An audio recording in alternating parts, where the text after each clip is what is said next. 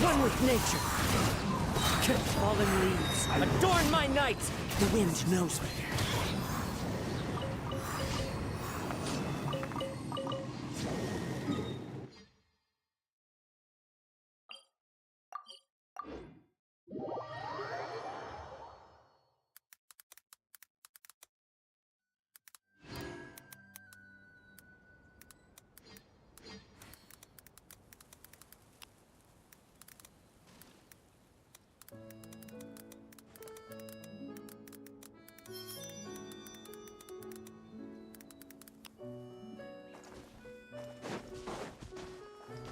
Time to go. Time to go.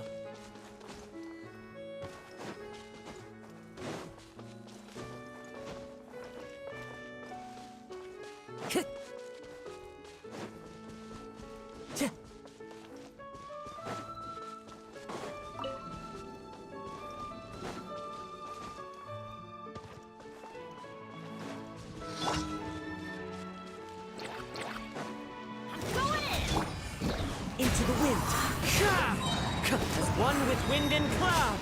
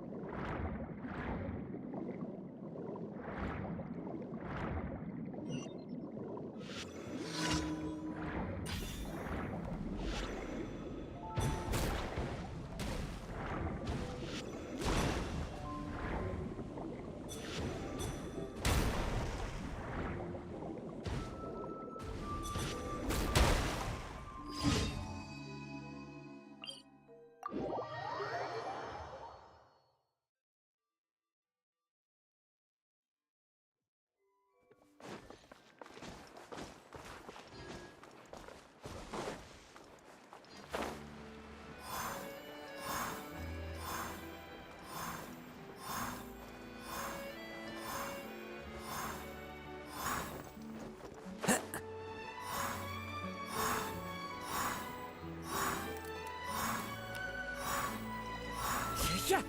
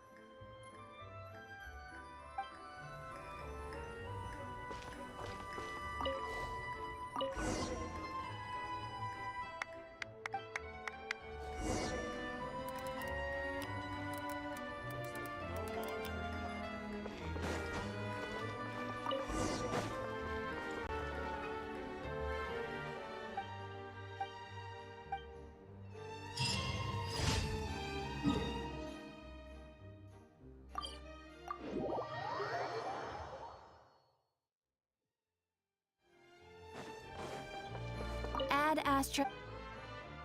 Thank you for Add Astra.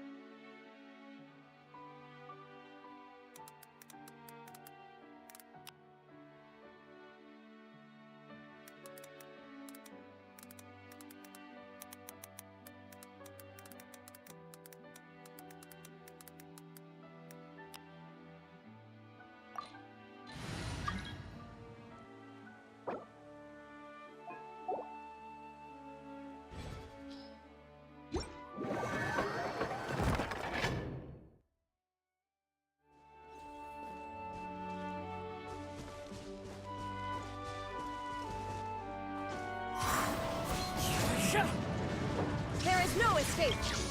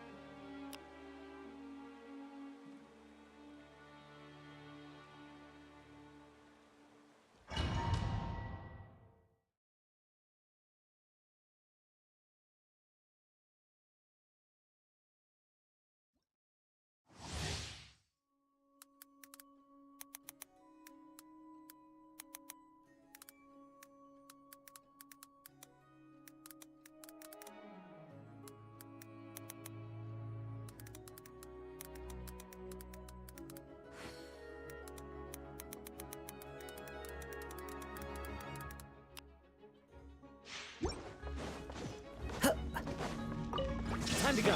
Let's light it up! One with nature. Clouds high. The birds call. Everybody to oblivion! Into the Illusion wind. shattered!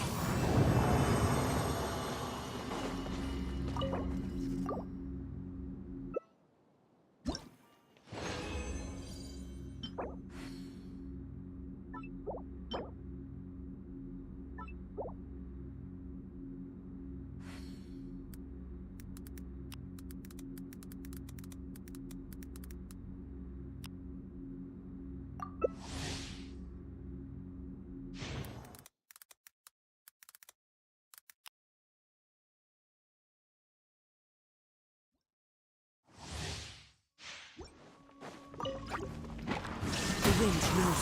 Let the will! Teamwork is strength! As one with wind and cloud. Praise! Into the wind. Now you shall perish!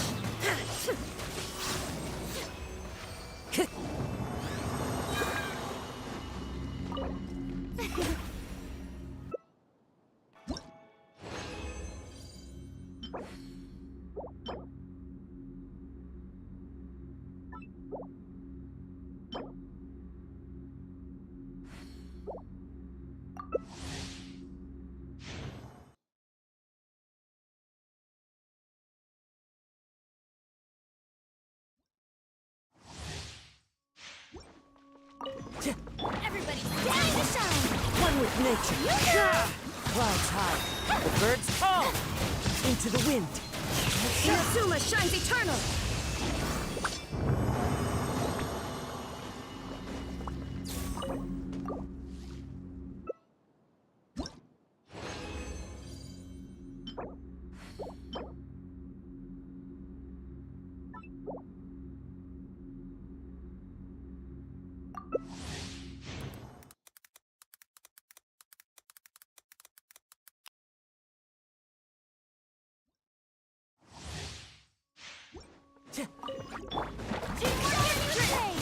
The wind knows me.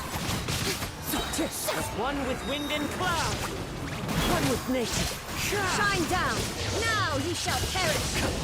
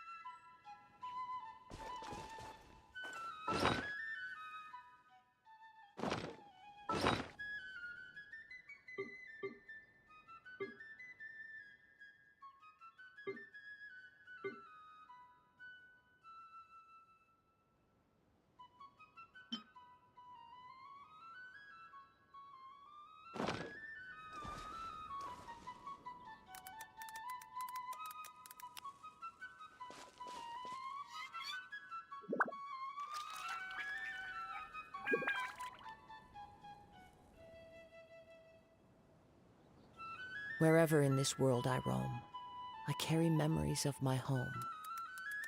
This blade.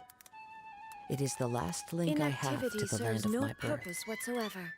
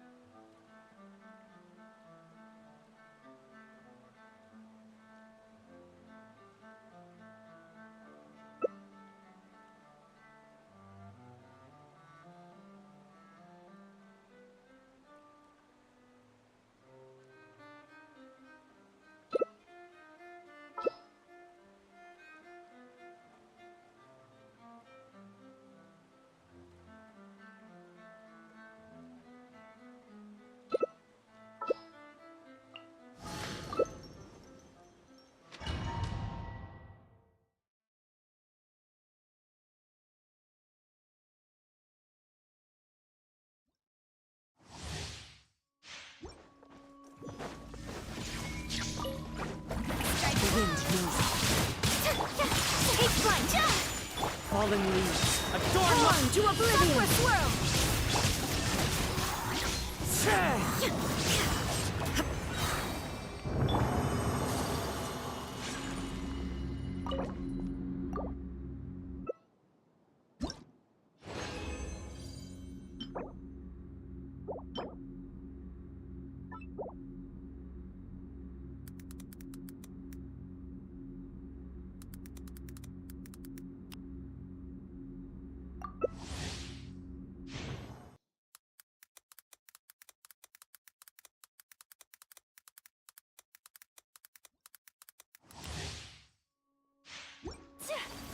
Illusion shot! One with nature. The clouds high. The birds call. The wind knows me. Embrace the ice!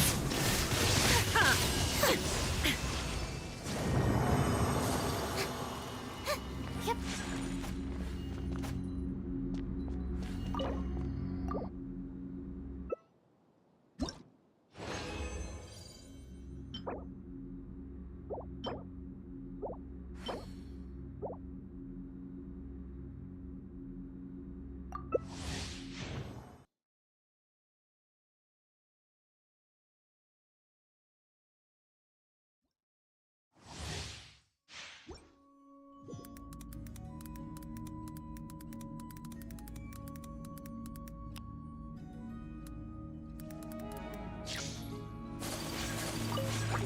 Time to shine! into the wind. Fallen leaves. Adorn my night. The wind knows me. Shine down! Inazuma shines eternal!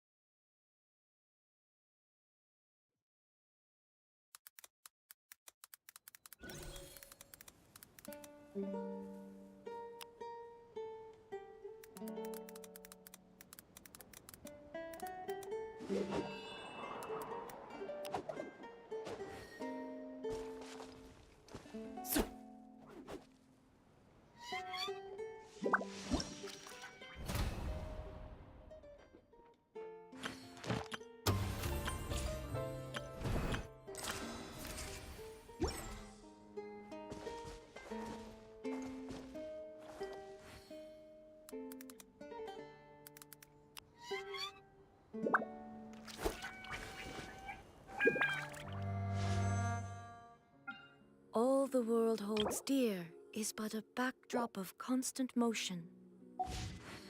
I stand before it, alone and unchanging.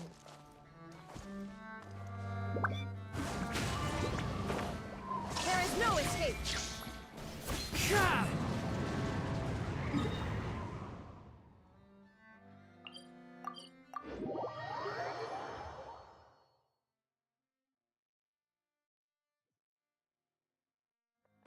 Time to go.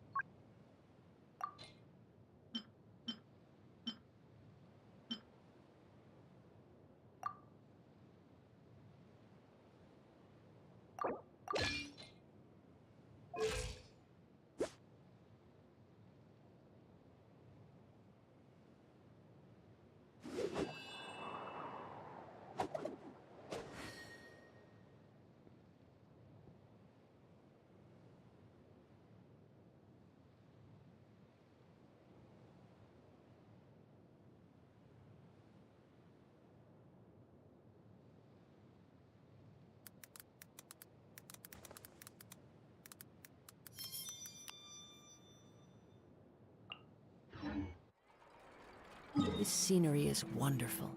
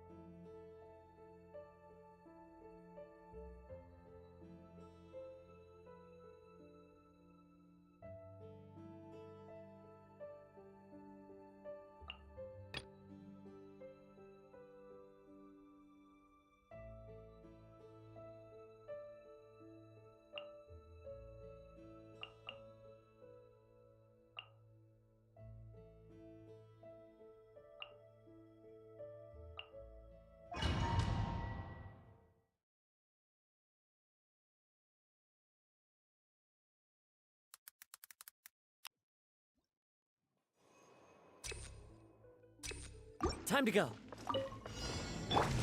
Everybody stand! I swear by my sword. Have fun with this gift! Dare to mess with me!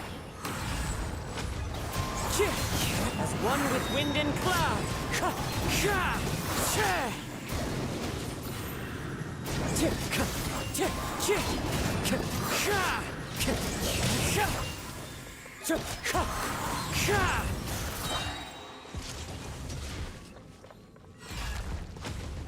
Let's light it up!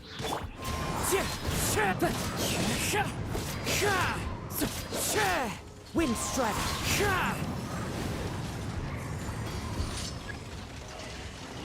Teamwork is dreamwork! Fallen leaves, adorn my night.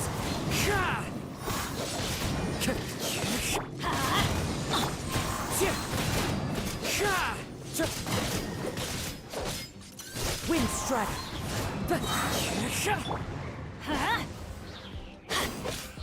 Go as one! Barbados. Truth repeats its course! Everybody stand up! Clouds high. The birds call. Wind Strider.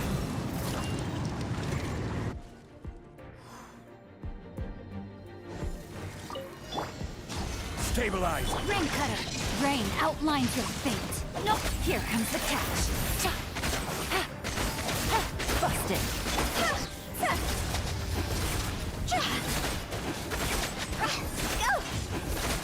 Time to go! Solidify!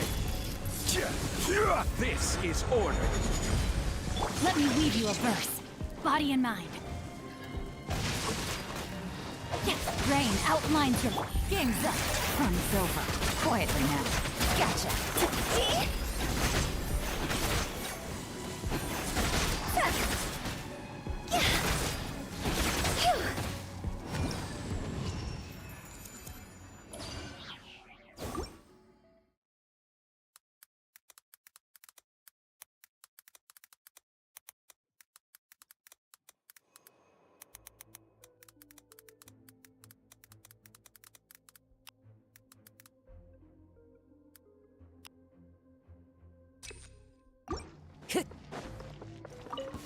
Let's light it up!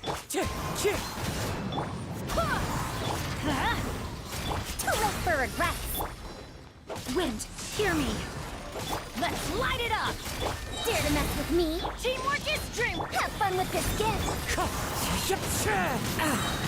Fallen leaves, adorn my night. Wind Strider.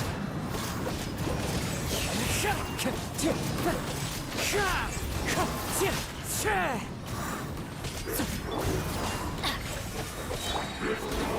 swear by my sword. Everybody stand up! Truth repeats its course! Wind Strider. As one with wind and cloud.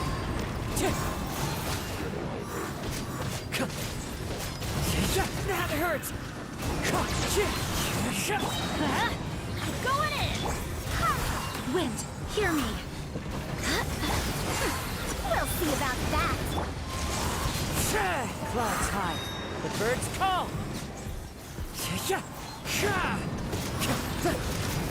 Everybody stand back! Let's go and fly! Too late for regrets! Wind Strider. Barbados. Guide us. Truth repeats its course!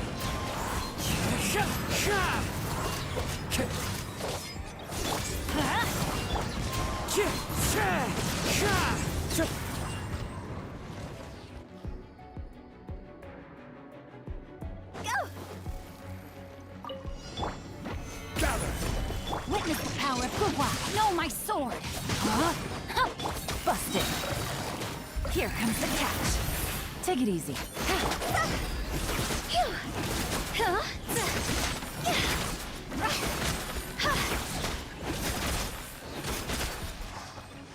Gloss over! Stabilize! Let me weave you a verse. Rain outlines your face. Quietly now. Busted. Game's up. Playing's over.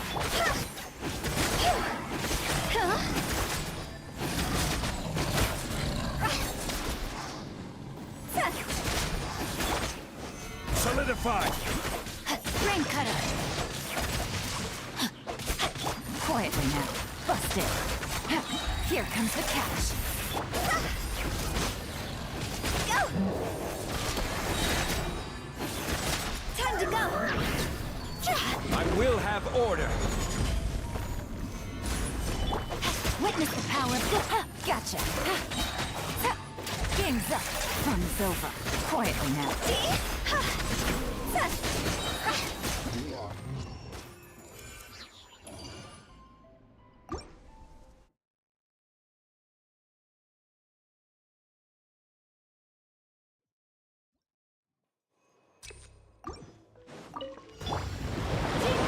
I swear by my sword! Gears of the storm! Dare to mess with me! As one with wind and cloud.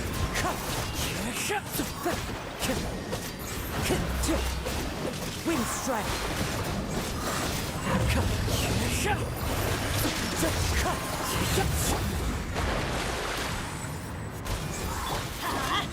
I'm going in! Wind, hear me. Truth repeats its course! Wind strike. Fallen leaves. Adorn my night.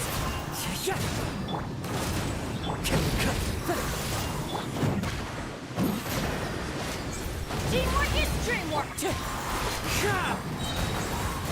late for regrets! I swear by my sword! Wind strike. Gears of the storm! Clouds high. Birds call. I'm going in!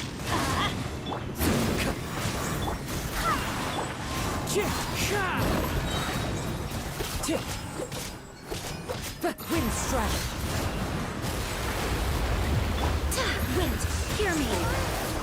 As one with wind and cloud.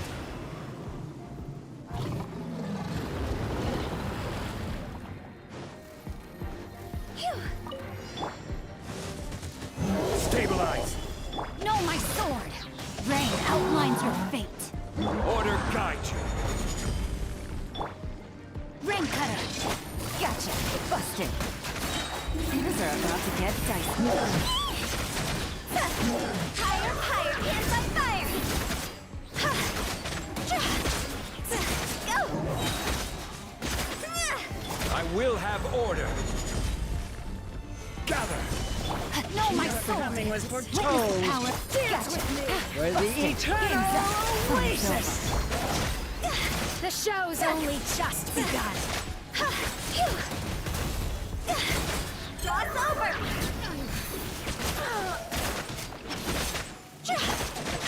The eternal oasis at long last.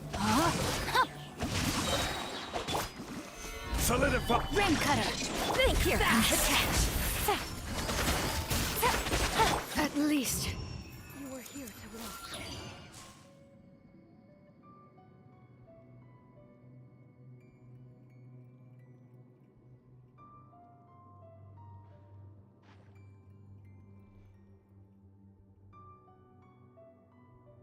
Silly churl, Billy churl, silly...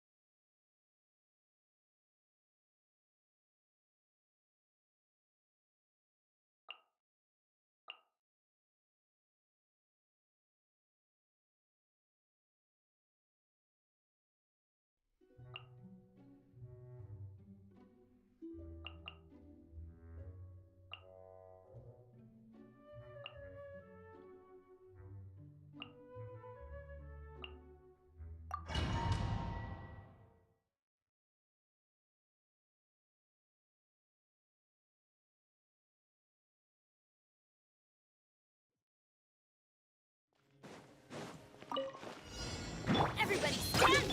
Coming to be! Moments of birth! Fire! Well, with rocks. Feeling lucky? Hiya!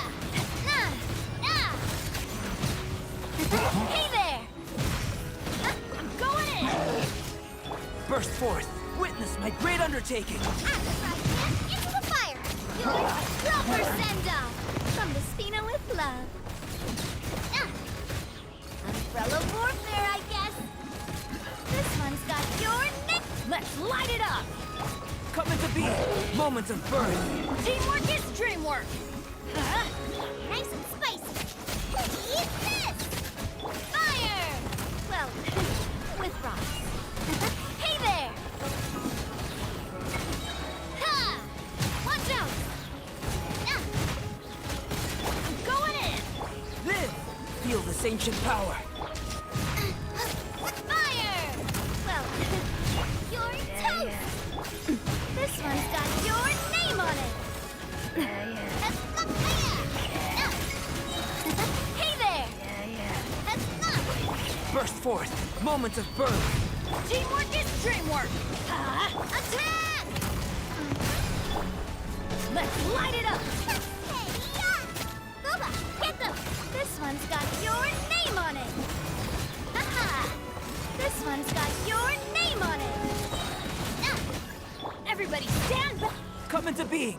Feel this ancient power. Right hand! Huh? A proper send-off! Come to eat this! Hiya! Ha-ha! Ha-ha!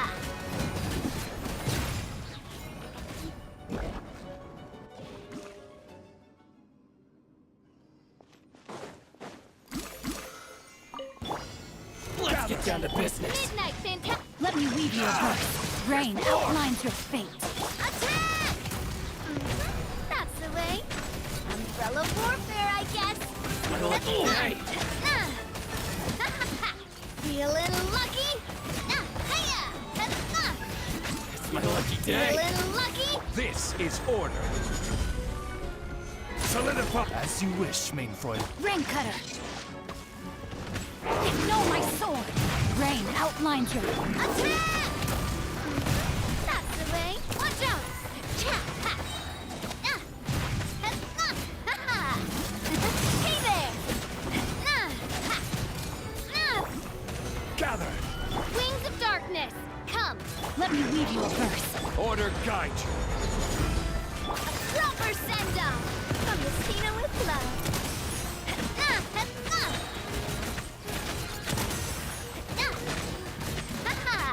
Midnight Fantastic! I will have order. Know my sword. Rain cutter. Fire! Well, with Ross. It's my lucky day. Coming at ya! Hiya! Ha-ha! Feeling lucky? As you wish, main. This is order. Stabilize. Rain outlines your fate. Witness the power of Guwa. Fire! Well, with Ross.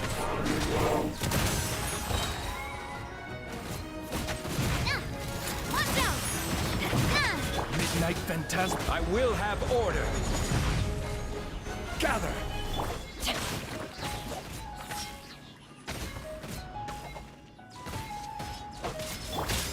Coming at ya!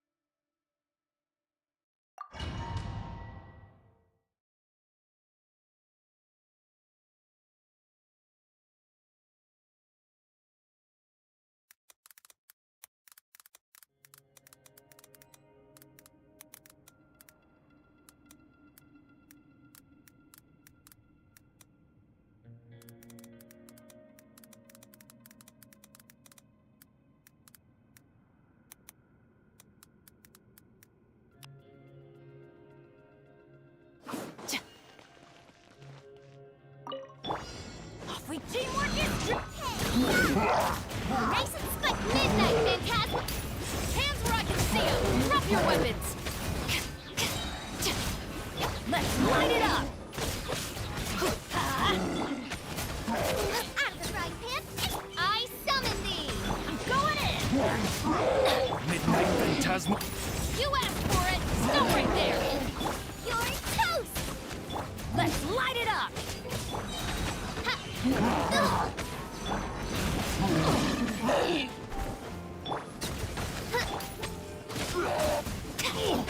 Justice will prevail! Teamwork is dreamwork! As you wish, main. Booba, get them! Drop your weapons! Let's get down to business.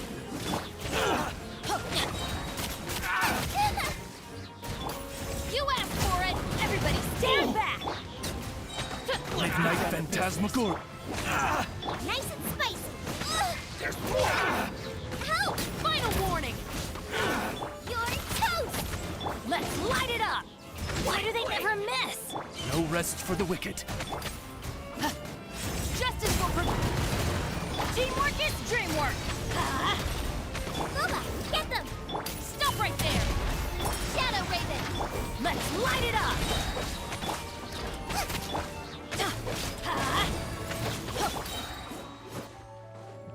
You asked for it! Everybody stand back! Let's Eat this! Out of the frying pan,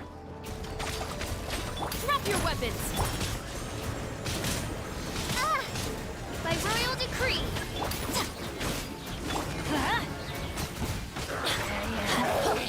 Going in! As you wish, main Fräulein. Hands where I can see them!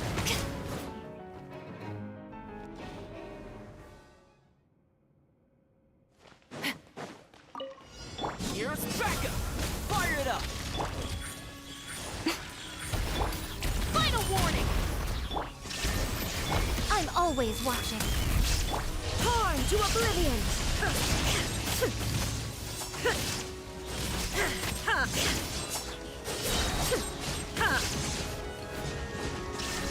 Right here. Emerge. Right here. I got you covered. Huh? Ha, don't get too close. Drop your weapons! Justice will prevail! Inazuma shines eternal!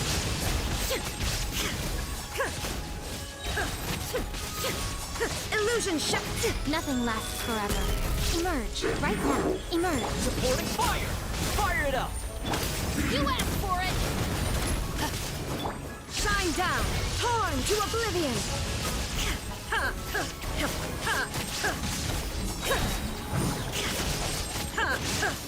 Right now. Right here. Emerge.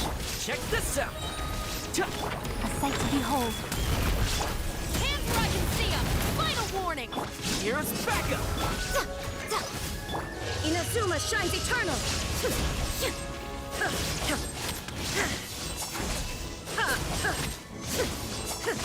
There is no escape! Right now. You asked for it! Stop right there! Now you shall perish!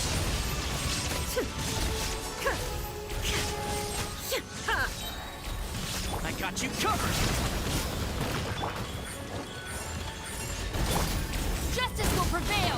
Drop your... I'm always watching. Right here. Torn to oblivion!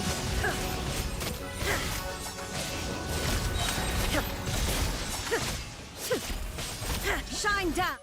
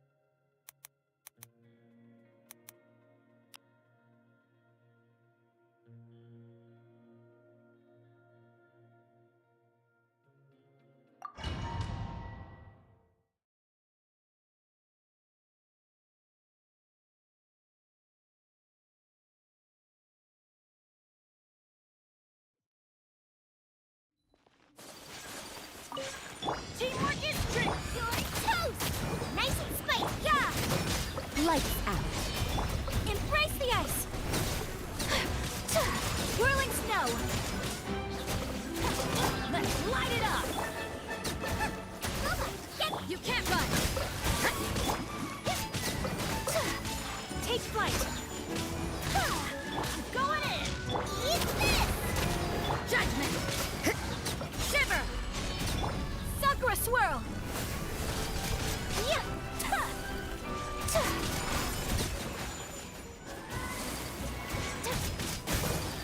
You can't run! Yeah. Punishment!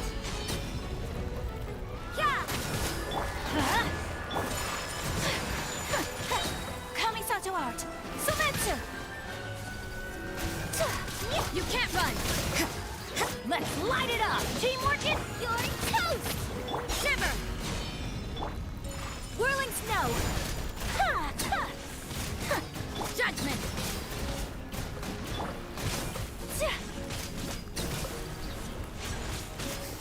My apologies! I'm going in! Punishment! Embrace the ice!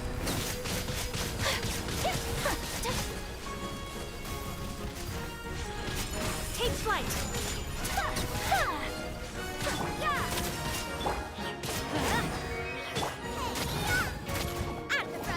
Shiver! Teamwork is dreamwork! Whirling snow!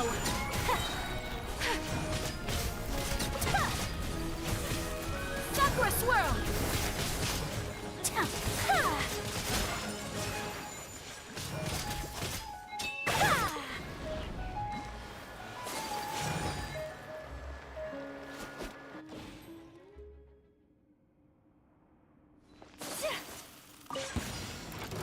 My apologies! Into the wind. Clouds high. The birds. Allow me! By ordinance divine! Billowing surge! Whirling snow!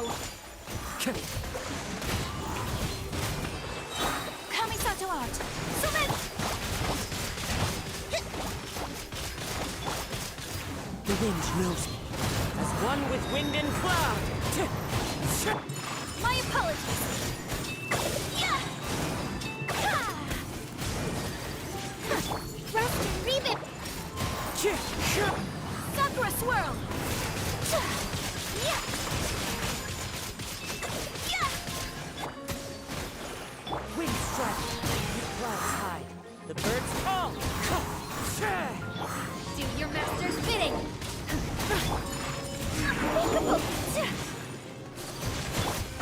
Hold the line! Kamisato art! Summit! Obey! Covenant of the deep! As one with wind and cloud. Into the wind. Take flight! Cryo incarnate! Wind strike. Rest and rebuild! Clouds high. The birds call. Bring refuge! Sakura swirl! My apologies! Unleash! Obey!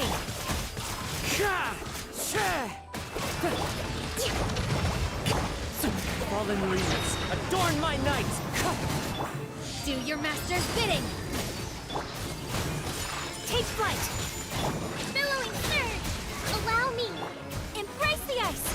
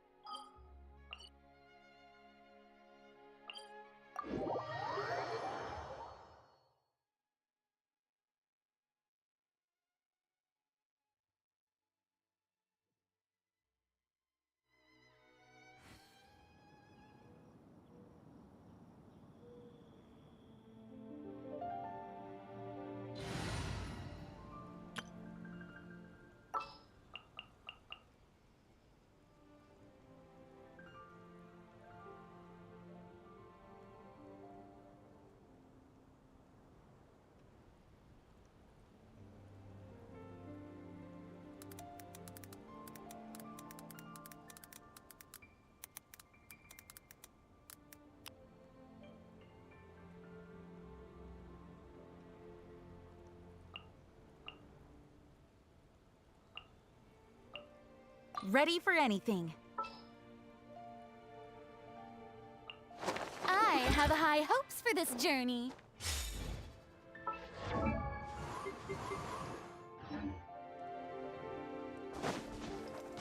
Strike a pose!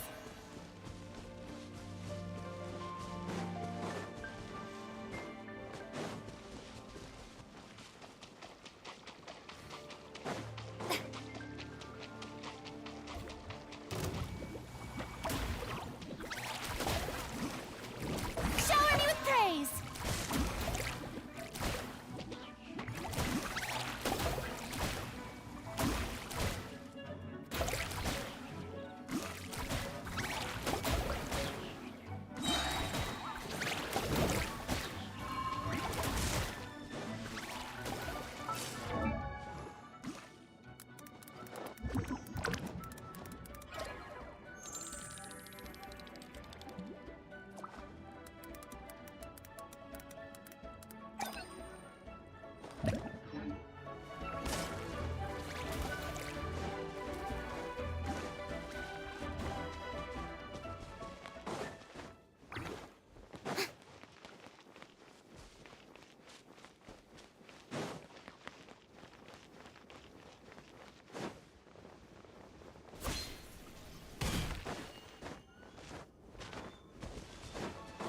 Yoo-hoo! School is flat!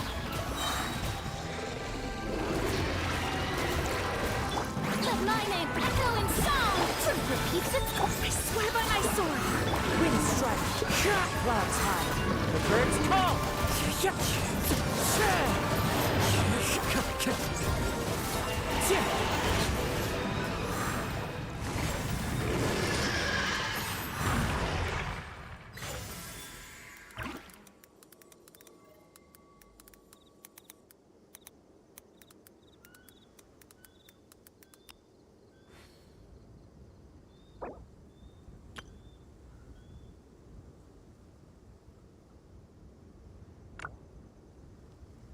Wherever in this world I roam, I carry memories of my home.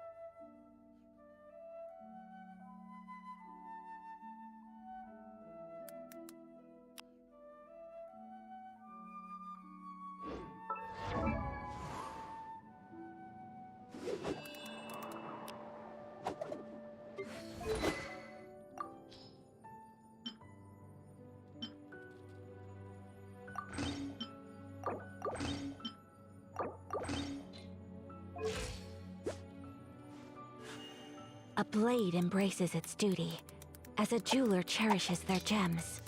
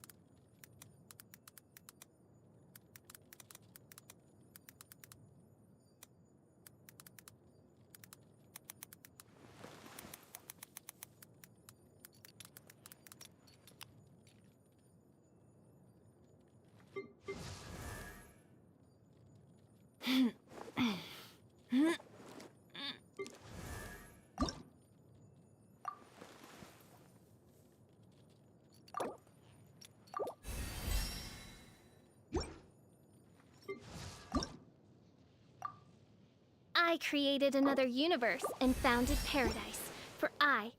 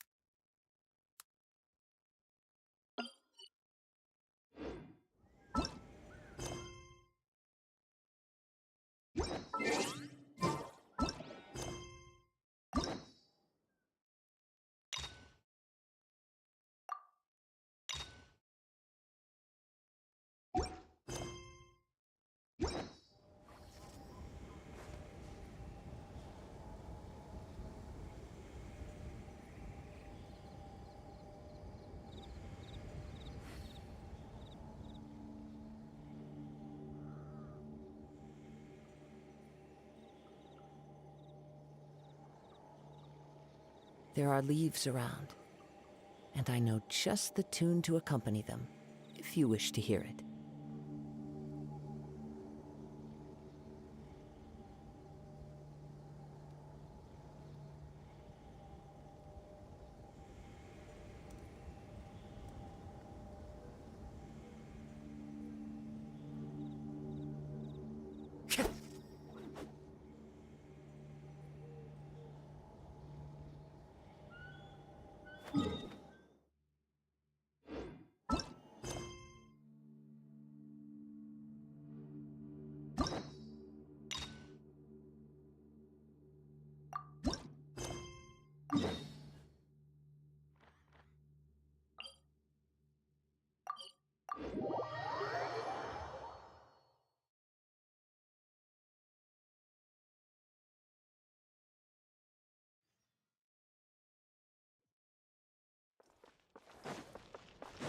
Time to go.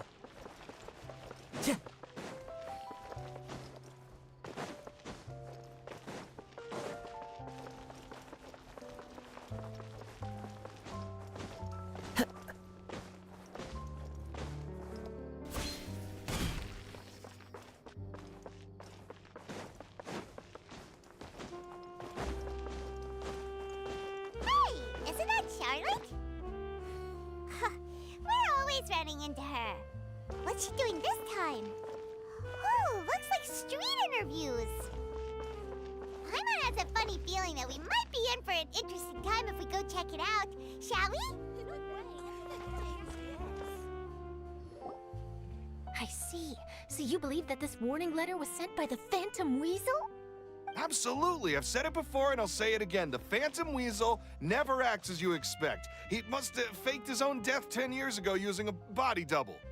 Now that he's back, I'm sure the guards who worked on his case back in the day are in for a headache, but however this turns out in the end, the one thing it won't be is boring.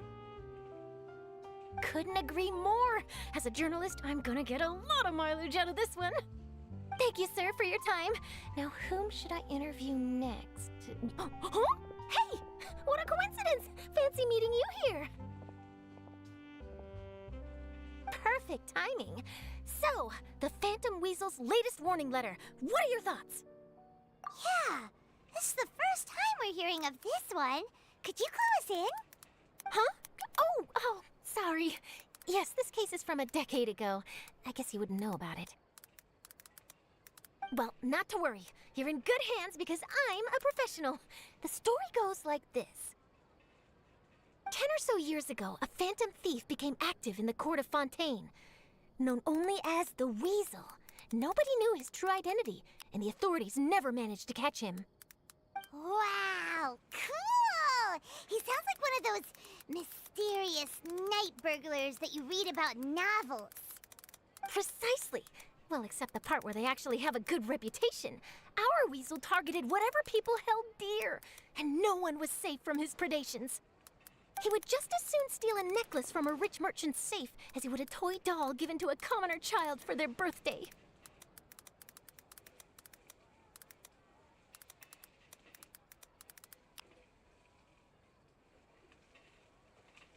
I know. The phantom thieves you read about in novels rob the rich to pay the poor, but this guy did not discriminate. Unsurprisingly, this didn't work wonders for his public reputation. Every man and his dog wanted to see him behind bars. Yeesh. So, did they catch him? Not exactly. There's a good chance that the Weasel would still be at large to this day if it hadn't been for an accident 10 years ago. A magician named Caesar fell to his death in a botched high-altitude escape performance. When the police went through his personal effects, they found a hoard of stolen loot and gadgets used for criminal activities. And that was how the Phantom Weasel's identity was revealed to all. Sure enough, thefts in Fontaine went down after Caesar's death. But today, 10 years on, the notorious thief has once again issued one of his warning letters and pasted it on the gate of the Opera Epiclese for all to see. I had to squeeze through the crowd this morning to get a photo as soon as I heard. Here, it's this one. So, this is the warning letter, huh? Let's see what he wrote. days from now, when evening falls, I shall take from you that which you hold most dear at the Opera House, just as you did to me 10 years ago. This is, without a doubt, a clear declaration of criminal intent. After years of laying low, the Phantom Weasel is back with a vengeance. What once seemed like an open and shut case has been blown wide open again. But why has he reemerged now, and what does he want? I sense an epic scoop, and I'm going for it. Uh-oh. If this thief will steal anything that other people value, does that mean even we might be targeted? Aww. But Paimon doesn't want to get kidnapped. Well, he'd have to go through you first. You would stop him, right? Okay, the people have spoken. It's clear that the public are very concerned about the Phantom Weasel's reappearance. Let's see, I've got a photo of the letter, my interview notes. Yep, that should be enough to form the skeleton of my article. It does feel like something is missing, though. Something exclusive. Who should I interview next? I need someone with a more concrete connection to the Weasel. Is that who I think it is?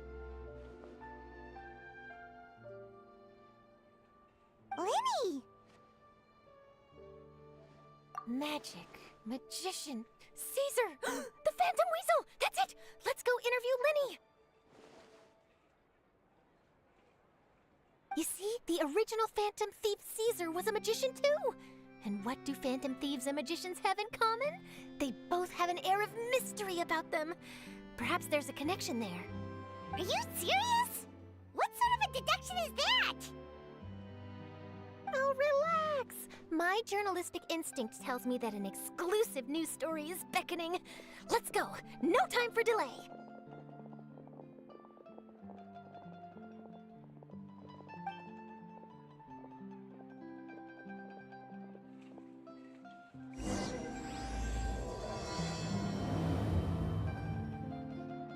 You gotta find that balance. Time to go.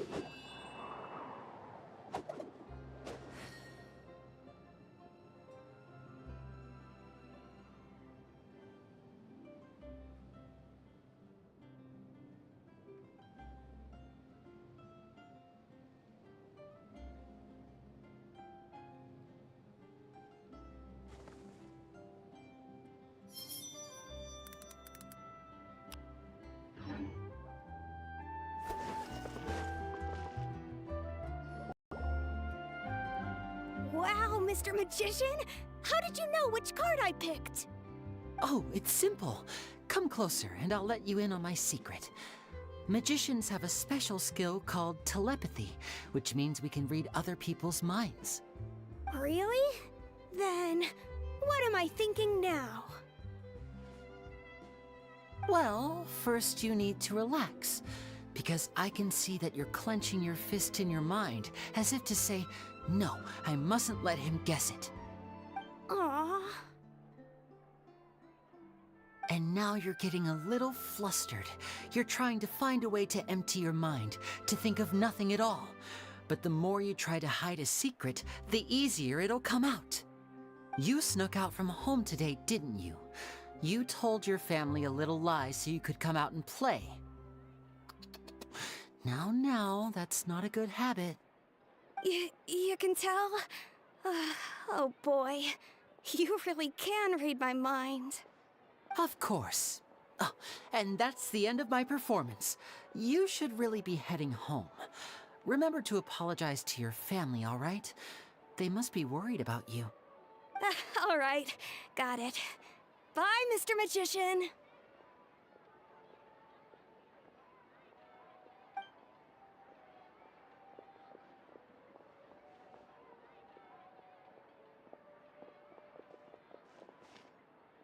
Hey, Linny?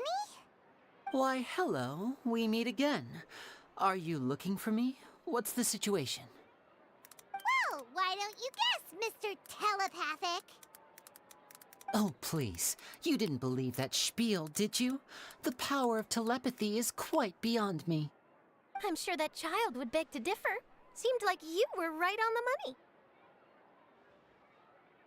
money. That was nothing more than a little trickery. I made an educated guess based on his micro-expressions. That, plus the fact that he was the only kid here without his parents, and he looked as guilty as sin. He made it easy for me. You guys, on the other hand, let me guess. Don't tell me you're here for the Phantom Weasel, are you? Wow, got it in one! Is this more of your trickery at work? Wait, really? No trickery this time. It was pure luck. His warning letter's been the talk of the town, so I figured that maybe you were asking around about that. Bingo! I plan on writing a column reporting on the latest news about the Phantom Weasel. So, Linny, what are your thoughts on this infamous thief's reappearance? To be honest, it makes me angry. Angry? Why? You read his letter, right? The Phantom Weasel claims he's planning something in 3 nights' time at the Opera House. That's the night I'll be performing there. Huh. What are the chances?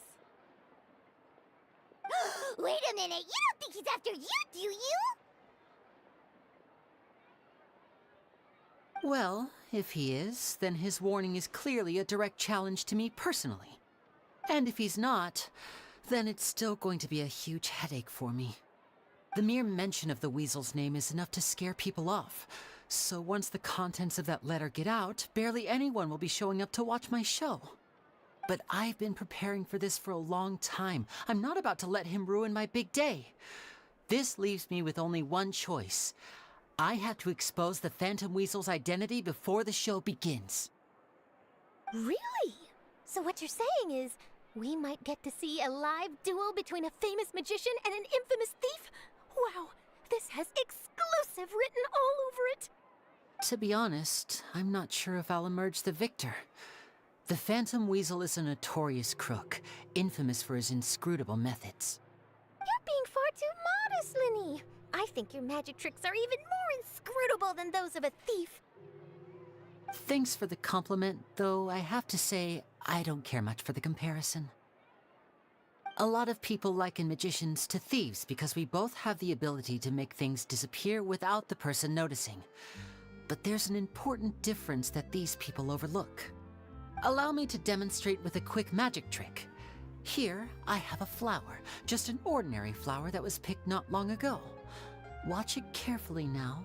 3, 2, 1. It's gone! That's the question. Where did it go? Therein lies the difference between us. Thieves make precious things disappear, but only magicians make them reappear. If I could now invite you all to check your clothes, there might be a surprise in there somewhere.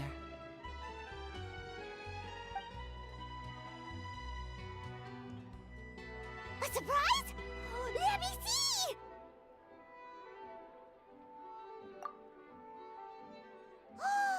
It's right there! But how? You haven't moved this whole time! What an outstanding trick! Sorry, Lenny, it seems that my previous praise was woefully inadequate. Clearly, magic is the superior art form to theft. Don't worry, I didn't take offense. I just wanted to take the opportunity to perhaps change some of the preconceived notions you might have about magicians. Since Caesar's death, a lot of people associate magicians with criminality. It can be quite frustrating. I can imagine. Coming back to your trick just now, might I presume that you are well versed in floral symbolism? For example, magicians often use rainbow roses in their flower-related performances to represent passion and romantic encounters. But you used a Lumidu spell, which, if I'm not mistaken, allude to separations. I'm curious to know if there was any deeper meaning behind this choice? Impressive knowledge. It's no wonder you're such a successful journalist. But I'm afraid I don't know the first thing about floral symbolism. I'm just in the habit of using Lumidu spells in my magic. It sounds like something I should look into, though. I'll buy myself a copy of Fontaine's Floral Language Facts when I have some time. But it'll have to wait until this phantom weasel business is behind us. Well noted. In that case, this brings us to the end of our interview. I, for one, am looking forward to the final showdown between you and the thief. Please feel free to get in touch to update me on any further developments. Otherwise, I will of course see you at your show in 3 days' time, but let's hope the Phantom Weasel is caught by then. If there's nothing else, I'll be off. You've given me lots to work with here, and I've got no time to lose if I want to write that exclusive piece. I'll see you all later!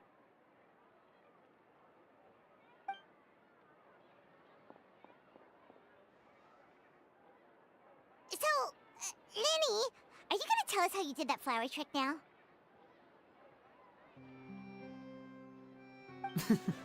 I'm afraid that's my little secret. Aww. Well, magicians are entitled to their secrets. But Paimon's really itching to know how it's done.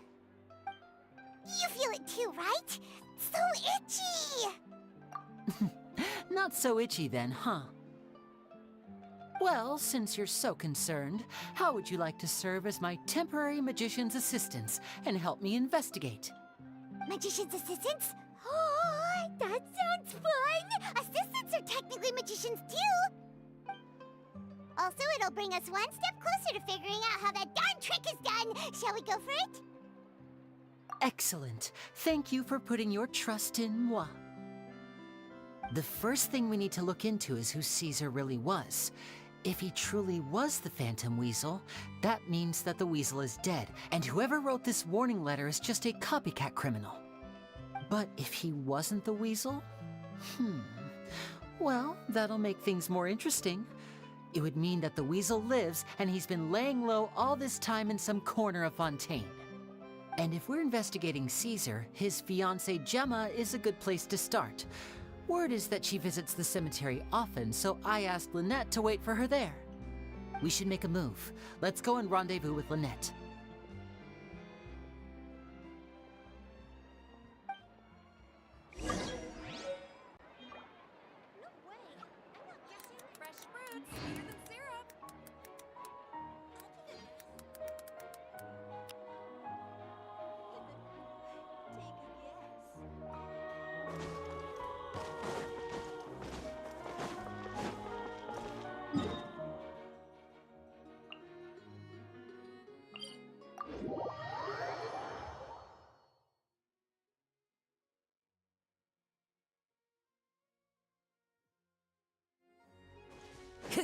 time to go.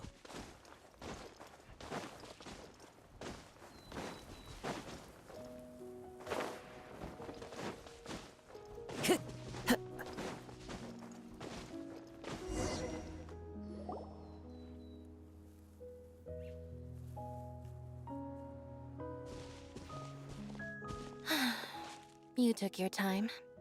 Sorry, I bumped into the Traveler and Charlotte en route, and we ended up chatting for a while. It's been a while, Annette. We're working as Lenny's temporary assistants in the investigation of the Phantom Weasel. Thank you. It's good to have you helping. So, what's the situation? Have you seen Gemma? Nope. I've been here a while, and she still hasn't shown up. How bizarre. Maybe it was bad intel. Well, we won't get anywhere by standing around waiting. Traveler, Paimon, let's go ask around.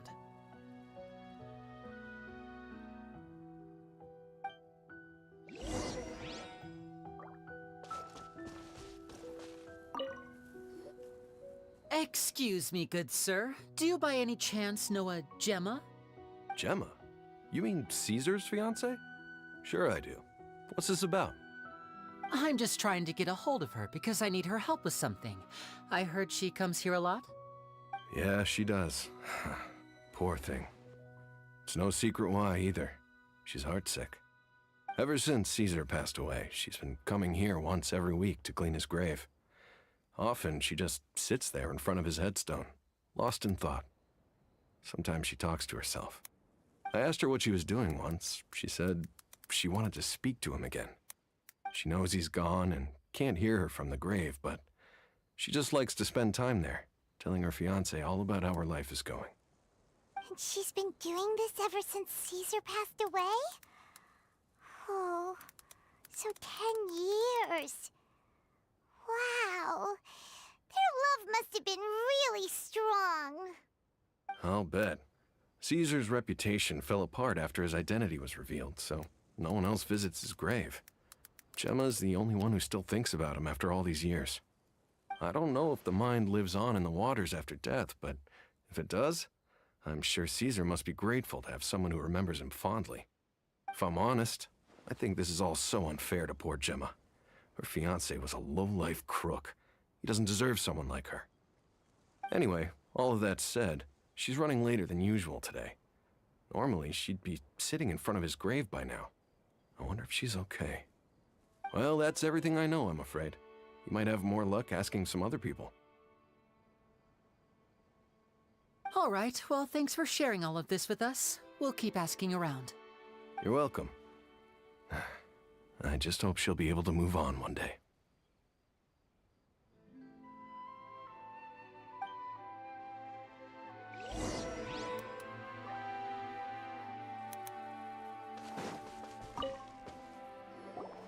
Did you hear the news?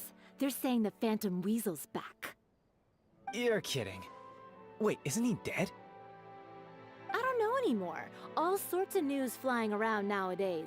I can never tell what's true and what isn't.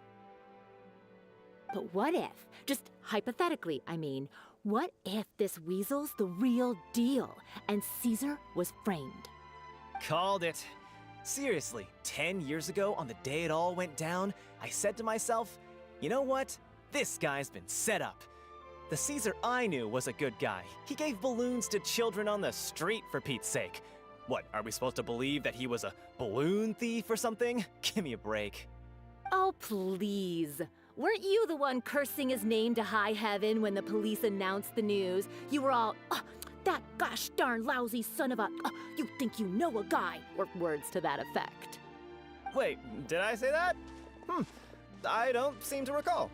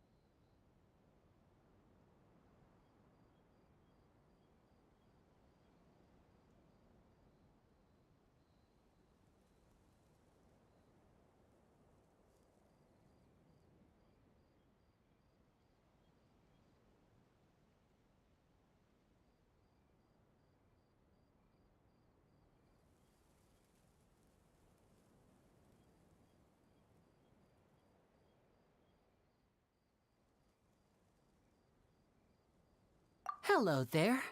Sorry for disturbing you, but I couldn't help but notice you were discussing the Phantom Weasel. We're actually quite interested in this topic as well, but we're struggling to get to the bottom of it. Do you think you could spare a moment to tell us a little bit about Caesar?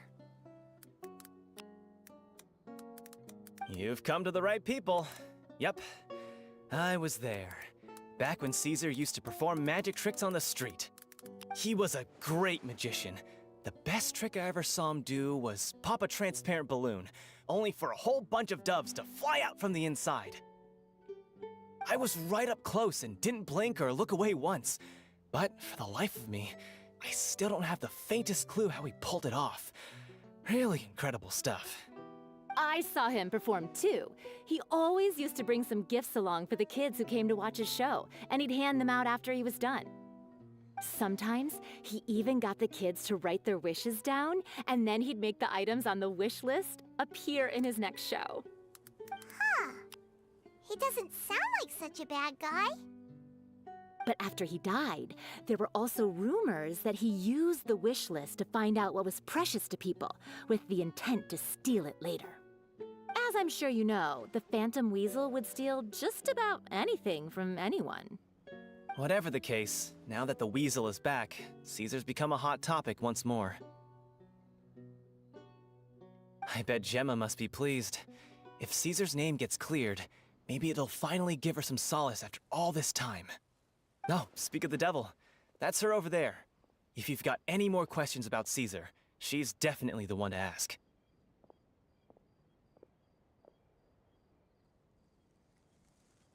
So that's Gemma.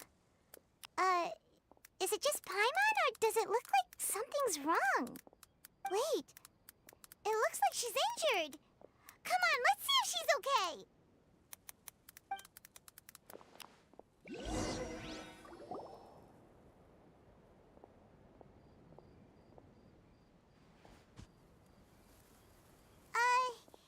Hi there. You're Gemma, right?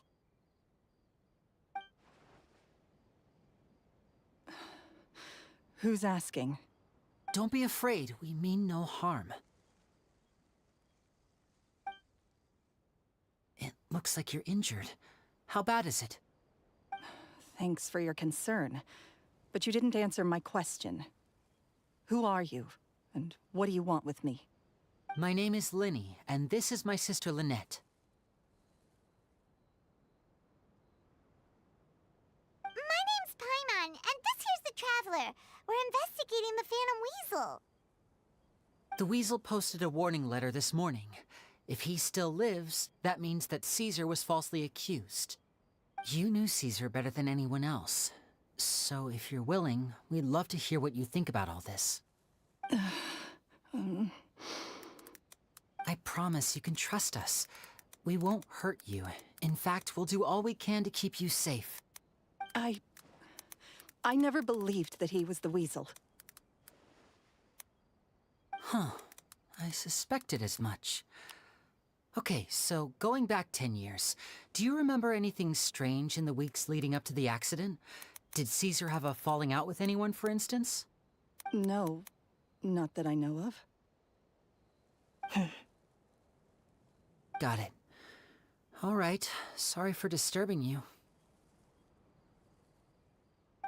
If you don't have any more questions, please leave. I want to be alone with him.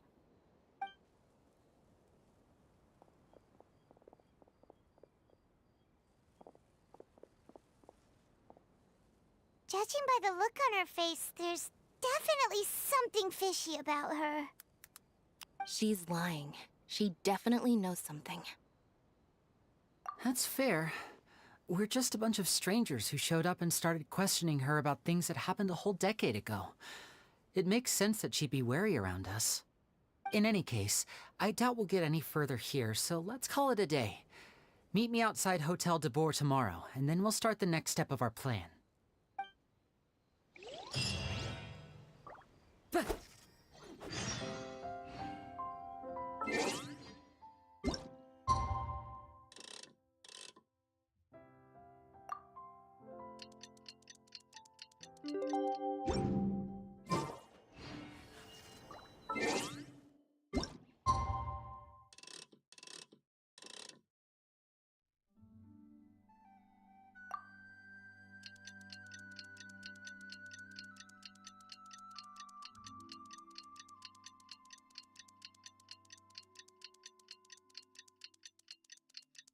Over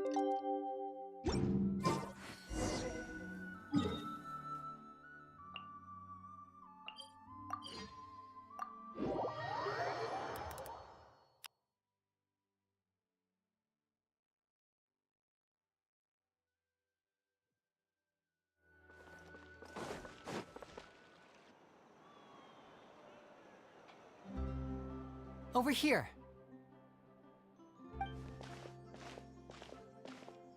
Lynette's not joining us today? I've had her follow Gemma and see if we can make any inroads with her. They should be at a cafe right now. Still, I don't think that Gemma's likely to open up to us. So, we need a contingency plan. Today, we'll be looking into a guy named Lorenzo, Caesar's former pupil and assistant. When Caesar passed away, all the stolen goods discovered in his home were confiscated and returned to their rightful owners. But Lorenzo was the only one privy to all his magic secrets, and he inherited his craft. Before long, Lorenzo was the next big magician in town, his fame surpassing even that of his master, and it made him very wealthy. He's since left the magic scene, though, and these days, he's a wealthy businessman with his fingers in a lot of different pies. I had to pull a lot of strings, but I managed to get him to agree to a couple of drinks with me. Be warned, though, I hear he's got a hair-triggered temper. We'd best be careful.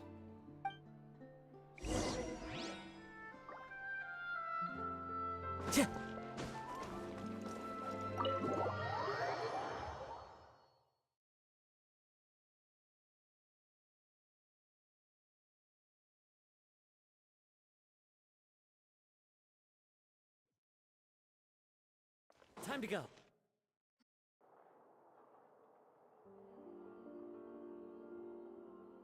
You neglected to mention that you were bringing 2 other people with you. My apologies. These 2 are my assistants. When they heard that I was meeting with the former magic maestro himself, they begged and pleaded with me to bring them along.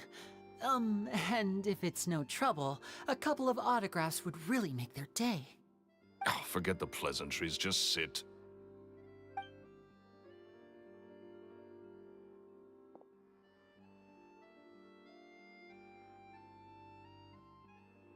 Get a load of this guy. Forget the pleasantries, he says, but he looks pretty happy about Lenny stroking his ego. I only agreed to meet since we're both magicians. Do me a favor and cut to the chase. I have more important things to do than drinking. Much obliged, sir. As it happens, the matter I want to address is also related to magic. Yesterday morning, a warning letter from the Phantom Weasel appeared on the entrance to the Opera House. He claims to be planning something for the same evening that I'm scheduled to do a magic show there.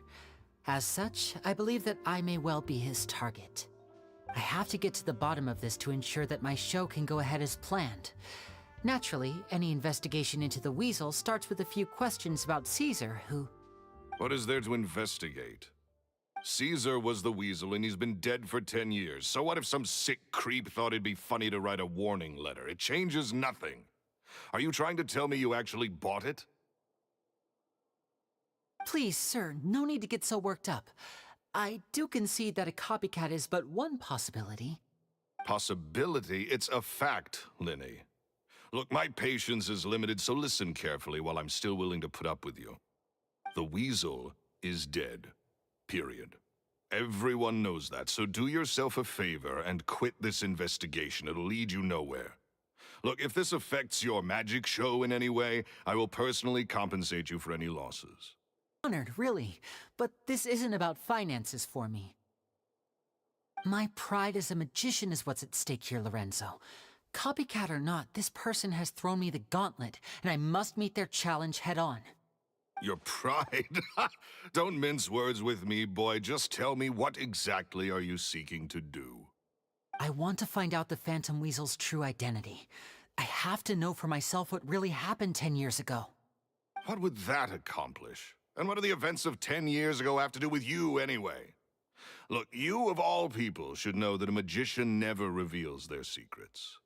And in any case, dead men don't talk. So if you really care about your magician's pride, then you'll forget about Caesar and move on. This is getting awkward. Renzo? Is that? Oh, it is you! I know that big, booming voice anywhere. What's up, my man? Want to grab a drink with me? Another day, I'm busy. Oh, come on! You can't be all business all the time. You know what they say? Live fast, die young. You gotta learn how to kick back and relax once in a while. If I wanted your life advice, I'd ask for it. Now get out of my face and go be drunk somewhere else. Sorry, my good sir. I don't believe I've had the pleasure. Oh, hey! Edmondo. He and I are business pals. We worked together a bunch of times. This is your first time meeting him? Oh, he's always like this. Foul-mouthed and hard-nosed. Never heard a kind word out of this guy the whole time I've known him. And he wonders why he can't get a girlfriend, despite being, what, pushing 40, 30, something? Anyway, point is, a lot older than when he first got rejected by the girl he was into. And he's still into, from what I hear. Shut up and get out of my face. Another word out of you and you can forget about doing business with me ever again. Do I make myself clear? Sorry, I may have had a little too much to drink. All right, I'm gonna leave. Don't work too hard.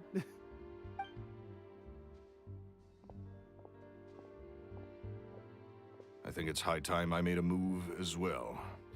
If you really want to investigate this, Linny, be my guest. But if nothing good comes of it, don't say I didn't warn you.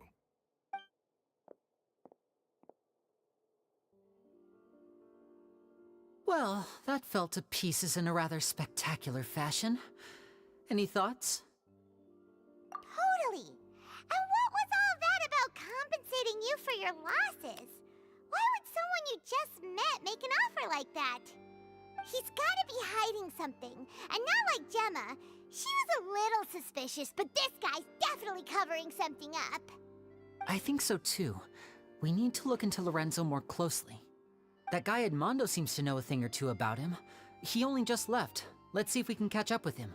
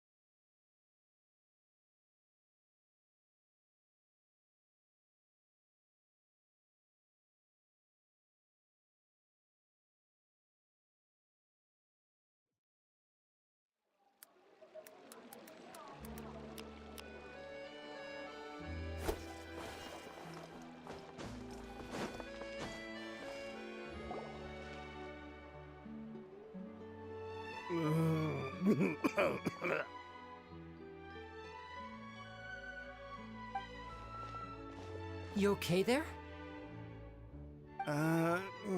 Who are you? Oh, it's you guys.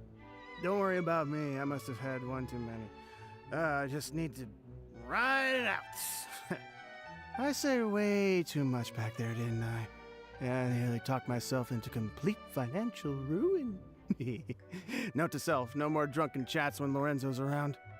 So, he was serious about threatening to cut you off? Ugh, Paimon knew he was a bad egg. Hey, just keep your voice down. Don't go prying into Lorenzo's personal affairs. Bad things happen to people who ask too many questions, or make an enemy out of him. What kind of bad things? Don't even ask. I'm sorry, I'm gonna have to cut this conversation short. I'm not crossing that line again. And take it from me, trouble with Lorenzo is one thing you don't need in your life. You saw him flare up back there. I don't know what you said to him, but Clearly, it touched a nerve. That's not a good sign. You're too young for this. Don't get in over your head. I'm leaving.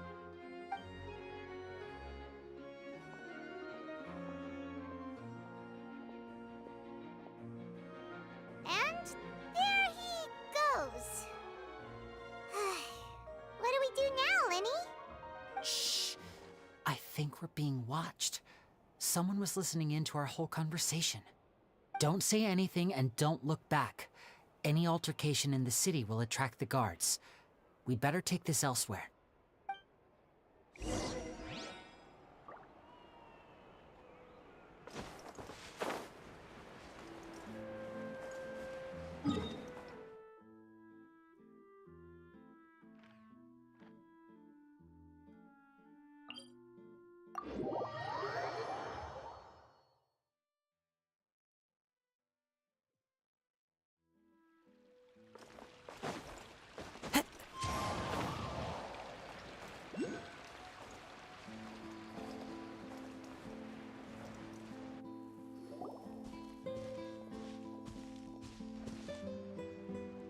You followed us a long way. Why don't you come out and introduce yourselves? So you're Linny. And where's your sister? Ain't she with you today? Save us the trouble and go fetch her for us. Let's not drag this out. Paimon doesn't like the tone of your voice, mister! Who sent you, huh? Save your questions, missy. You ain't gonna need answers where you're going. Capiche? Looks like we can't avoid this fight. Now, I'm not the strongest fighter, so I hope you're ready to back me up. Don't worry, we got this!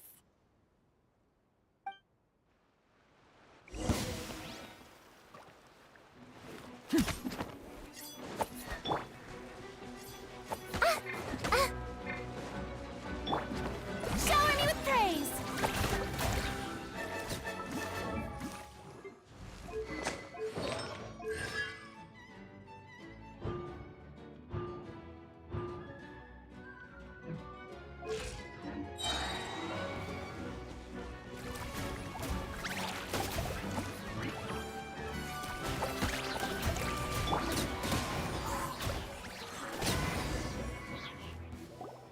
Curses. They're tougher than we thought. Vision wielders are always trouble. Intimidation ain't gonna work like it did on the lady. Come on, let's scram! Hey, wise guys! We ain't through with you yet! Oh, they got away! Did you catch what they said just before they left? Something about intimidating someone else. Sounds like they just wanted to rough us up as a scare tactic, and they've already done it to someone else, but who?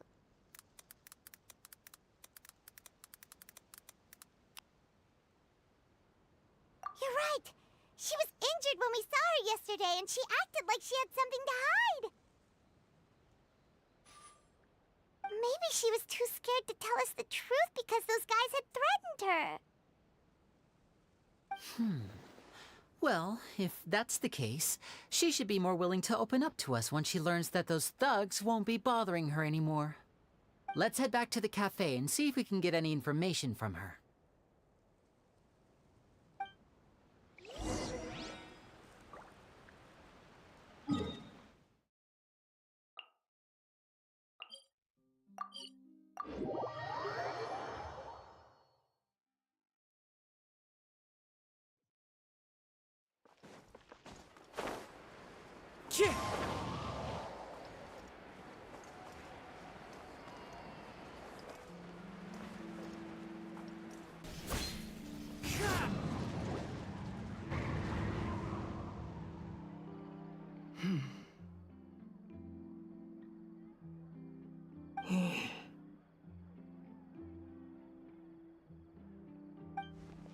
Gemma?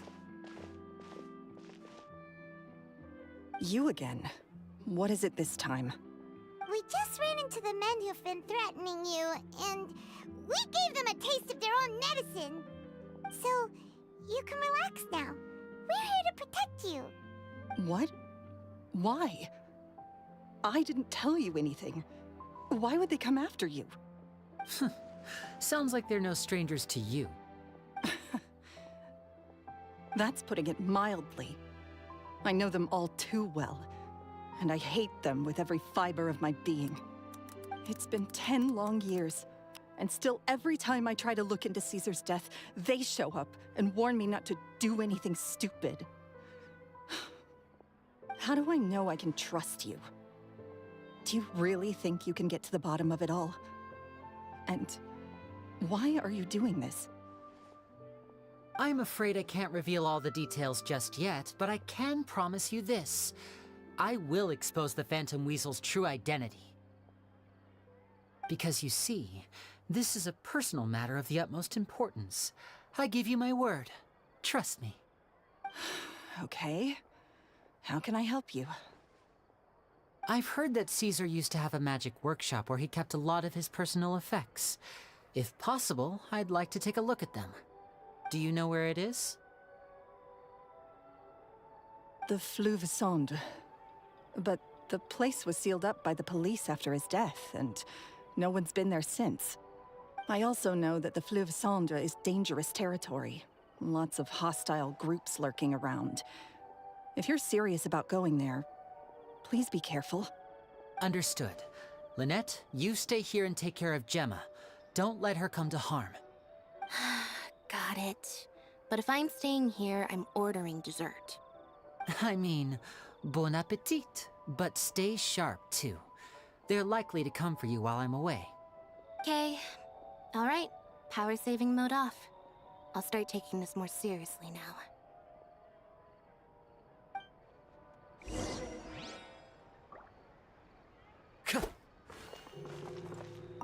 With me here, nothing will happen. Whatever you do, please be careful. If anything happens to you because you're investigating Caesar, I'll never be able to forgive myself.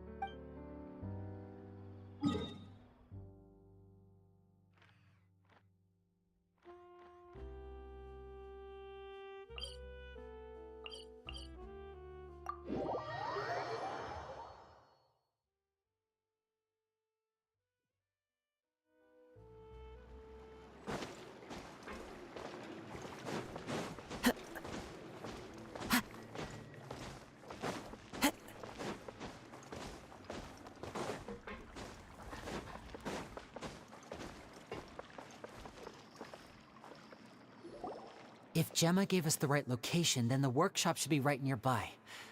Huh. Looks like these boxes are blocking the entrance. Let's shift them away first. There we go. It should be just down here.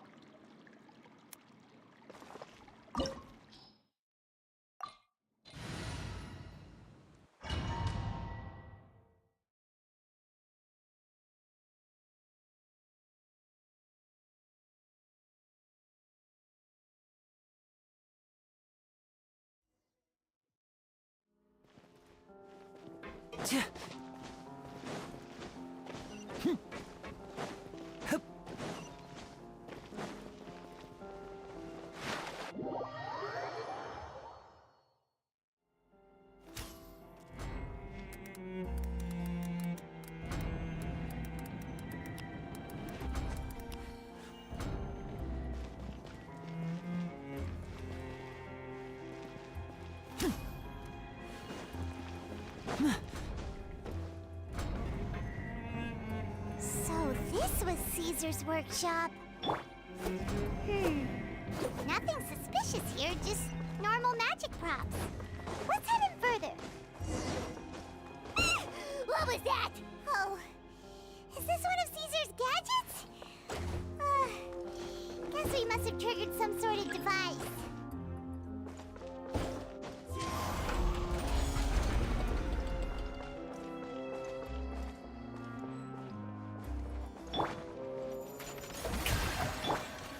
One with nature. Dare to mess with me? Whoa.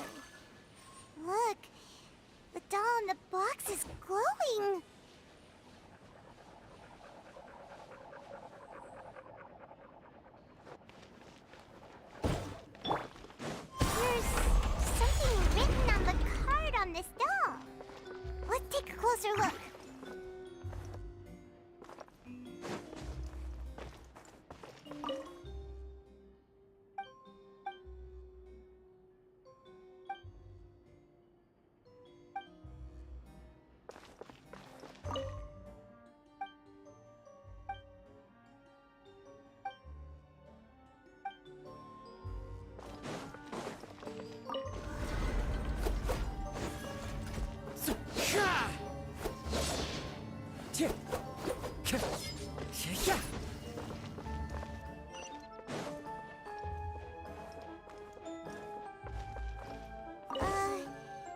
magic boxes are moving. What do we do? One of them looks different from the rest. Let's investigate. Time to go.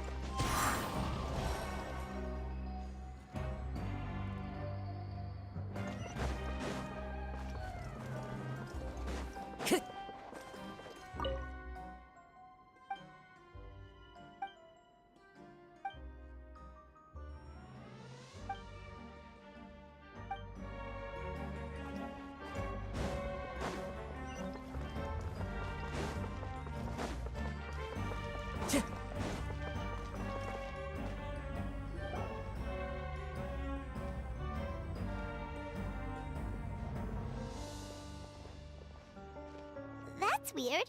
Have we reached the end already? There's nothing here. Maybe this was a wasted trip. This place seems a little too ordinary for a magician's workshop. There's a distinct lack of mystery. We've triggered quite a few devices on the way here. I'm starting to wonder whether Caesar built this whole place as one big, elaborate magic contraption. If so, then there must be more to this place than meets the eye. Maybe a hidden room somewhere. Aha! If I just move this book, then hopefully... and... presto! A secret passageway! How did you know? I'm a magician too, and apparently great minds really do think alike. Looks pretty big inside. Let's head in and take a look around.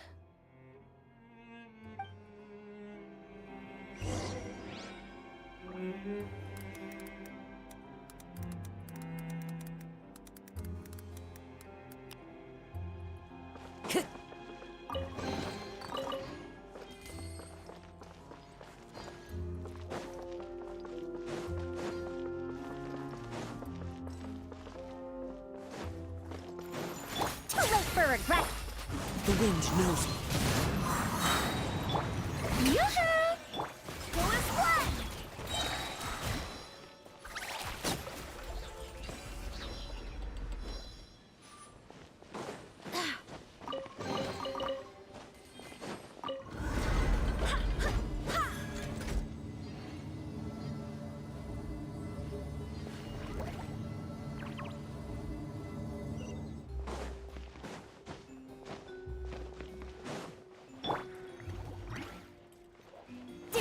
Me? Strike a pose! Let the world come alive! Barbados! Guide us, ears of the storm!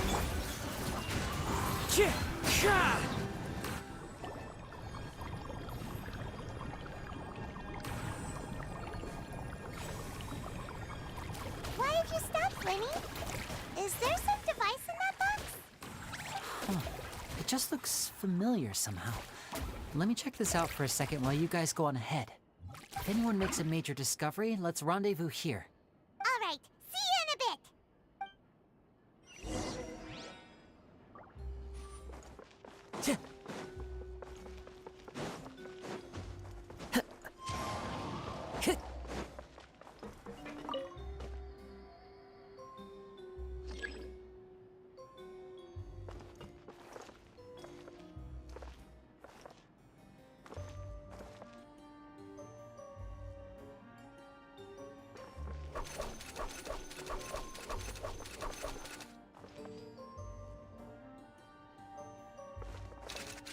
Time to go.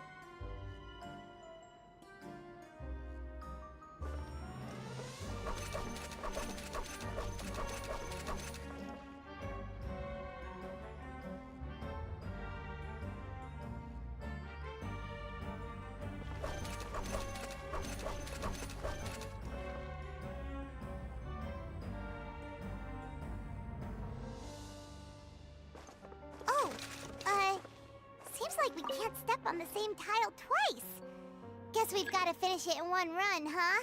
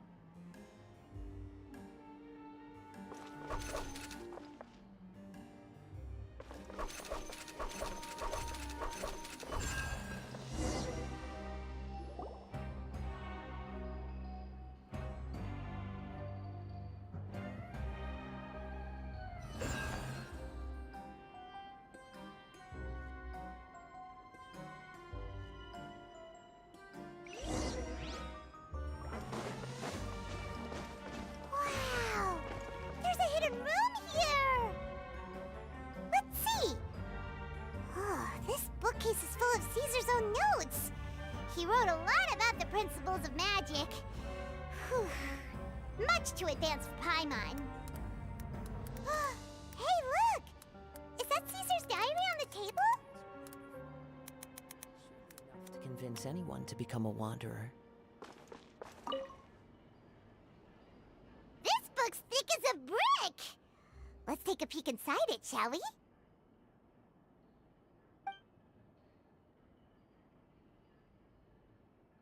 At one of my shows a few days ago, a child asked me how I pulled candy out of my hat.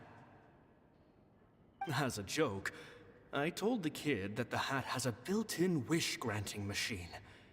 Next thing I know, today a whole bunch of kids were pestering me to pull all sorts of things out of the hat. So I told them another white lie. The machine needs time to power up, but in the meantime, you can write your wishes down. Well, they took me up on that offer, enthusiastically. As I write this, I've only just got back from running around all over town, buying the things they wanted. Boy, are my legs sore.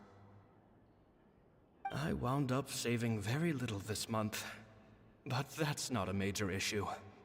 I now have a bigger problem. How am I going to hide all these things inside my hat? Two children came to talk to me after today's show. I don't know why they were out on their own. They looked much too young to be unsupervised. I do hope they got home safely. Anyway, they said that they wanted me to teach them how to do magic. It's not uncommon for children to ask this, of course, but I've never seen any of them as serious about it as these two. I told them that learning magic is very hard work. That didn't faze them at all. It's like they already knew. They seemed so committed. I couldn't turn them down.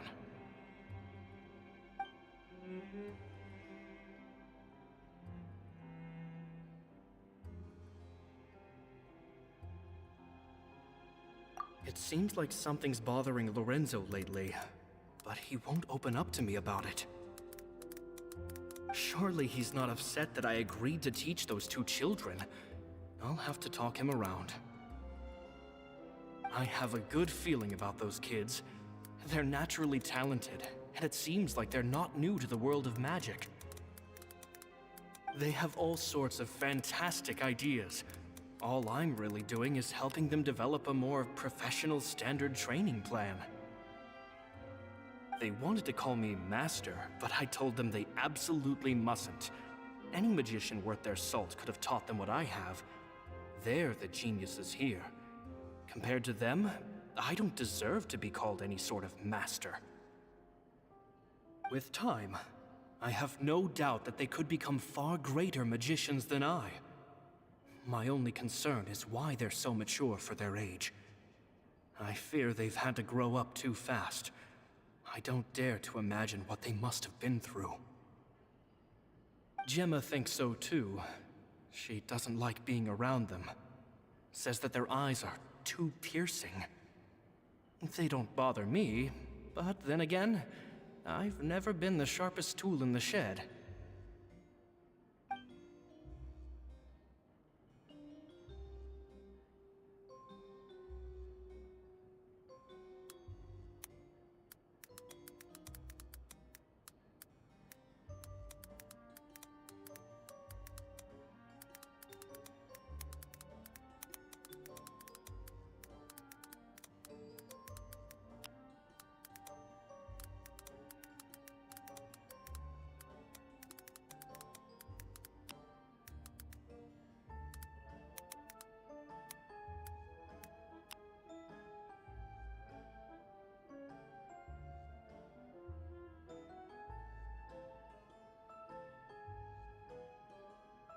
It's nearly time for me to go on tour.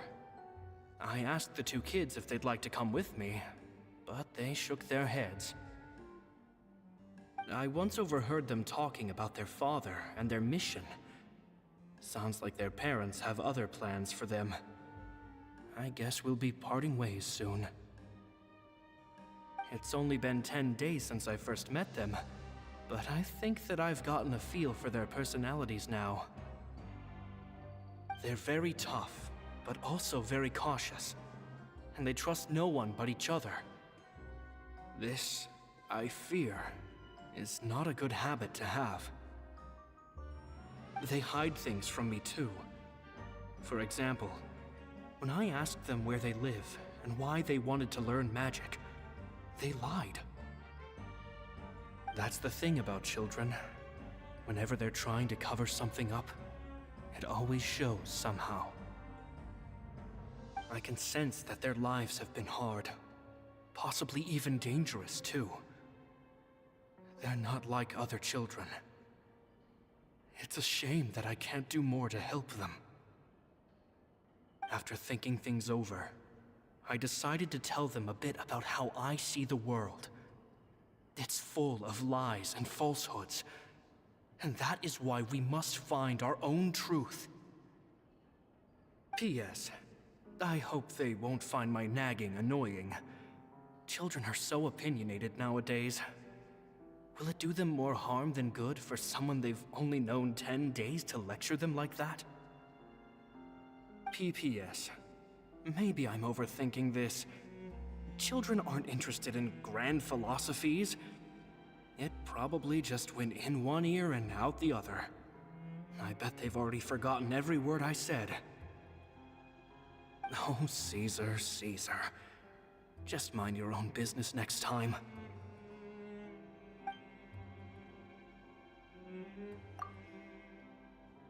Two magic geniuses with a father and a mission, huh?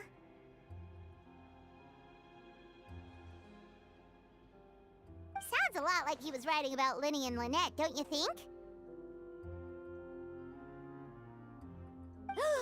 So did they meet Caesar when they were kids? Let's go ask Linny!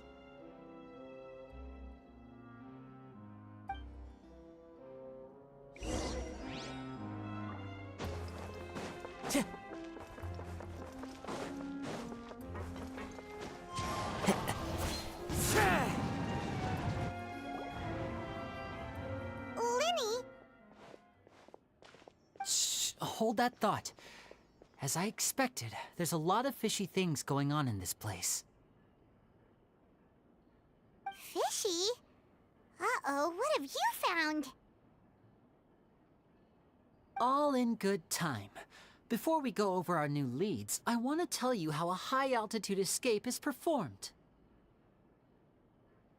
First, the magician slots themselves into a magic box in full view of the audience. The box is then suspended high in the air, and a short while later, the base automatically opens.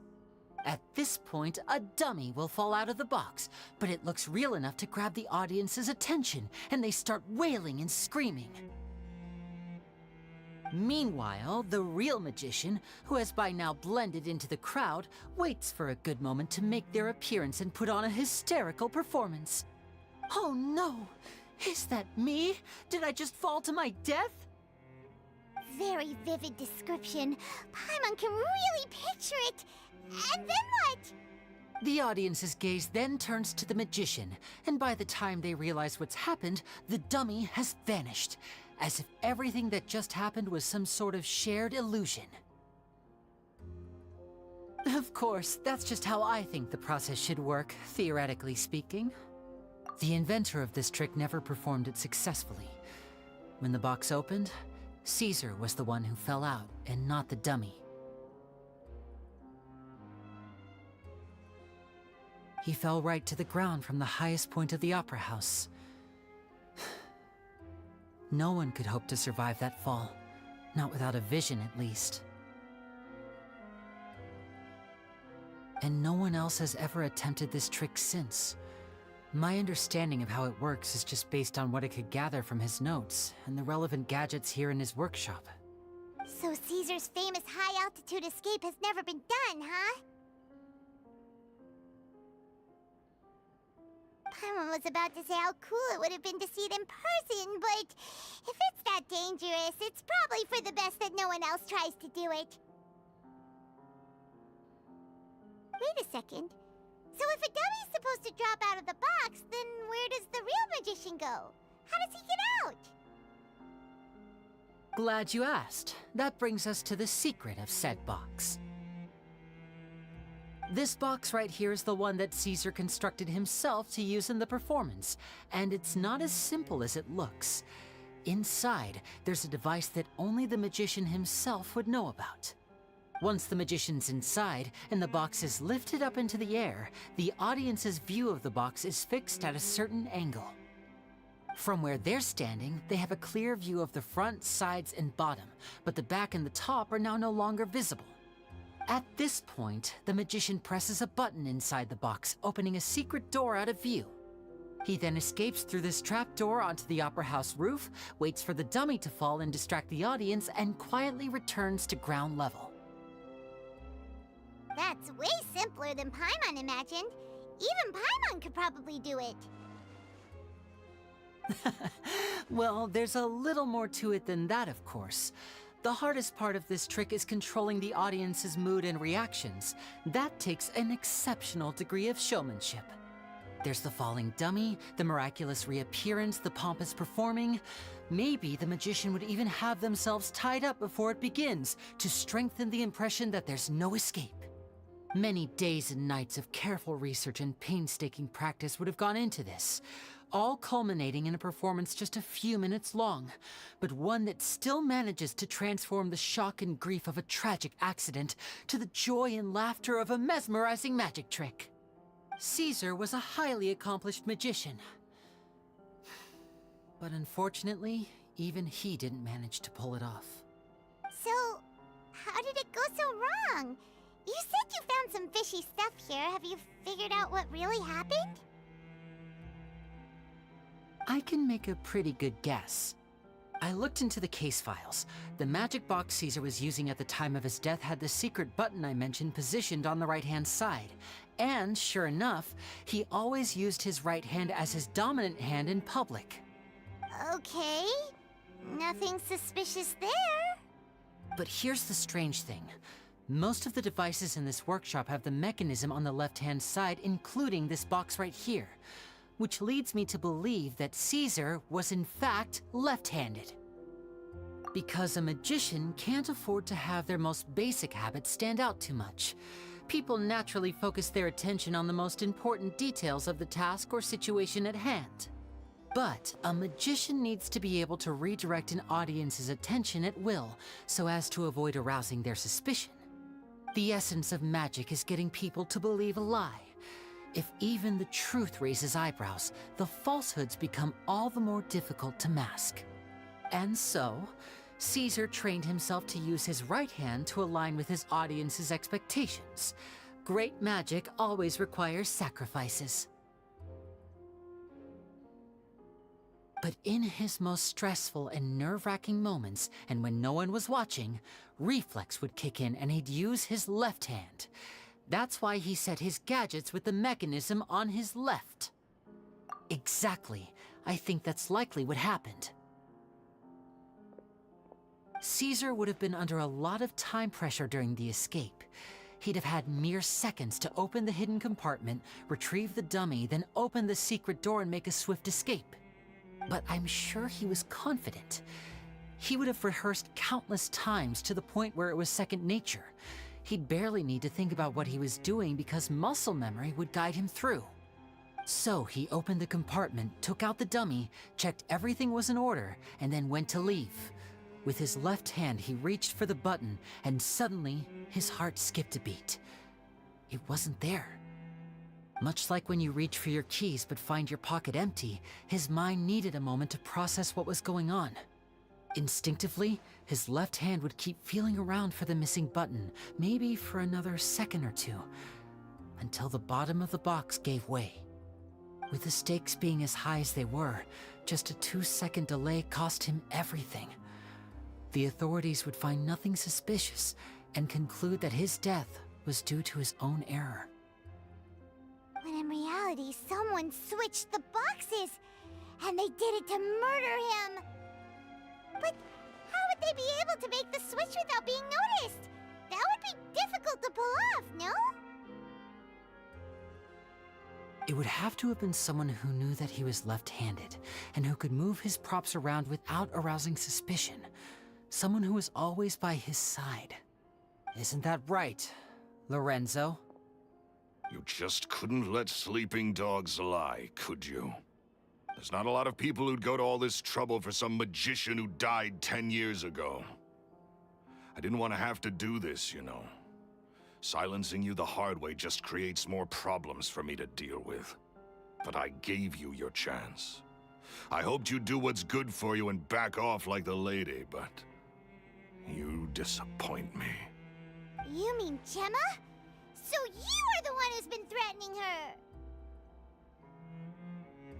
Yes, although however stubborn she might be, she was never much of a liability. But you people, you never even knew him, but for some reason you just wouldn't drop it. Which is why you can't leave this place alive. Take them out, and make it quick. Do your worst!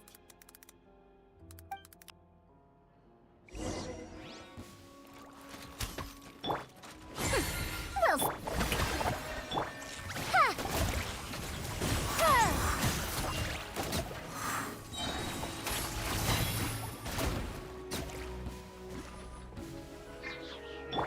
Time to shine! I swear by my sword, truth repeats its course. Shower me with...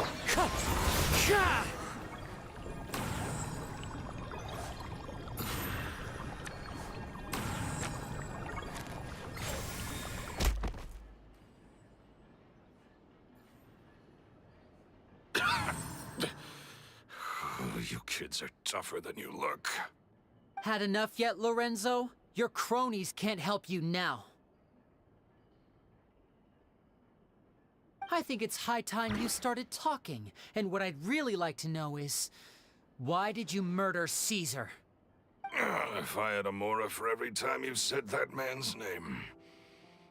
Of course you idolized Caesar, everyone else did. But I was the real genius magician. Me! He was just an amateur who did cheap tricks for gullible children. I was the one who made magic into the fine art it is today. The aristocrats doffed their hats to me! So it was jealousy. Jealousy. Hatred, more like. I hated Caesar. All he cared about was his magic. He lived and breathed it. He poured everything into his street performances and his stupid tours like it was just a hobby to him, never bothering to think about Mora.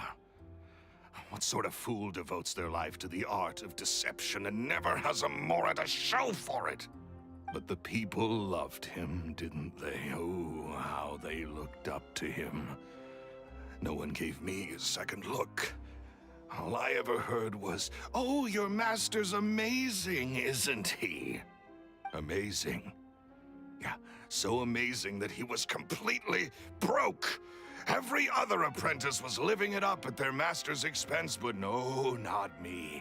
I put in all the work, mastered all the skills, and it brought me nothing more than the life I already had.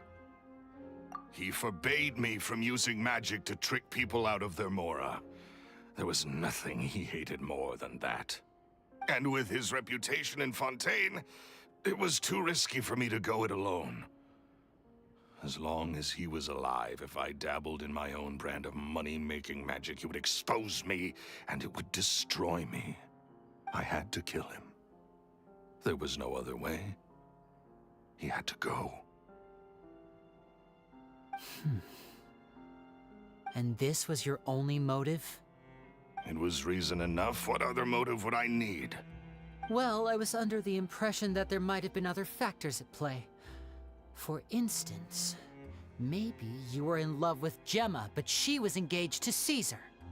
In love with Gemma? Don't be ridiculous. Guess I was wrong about that then.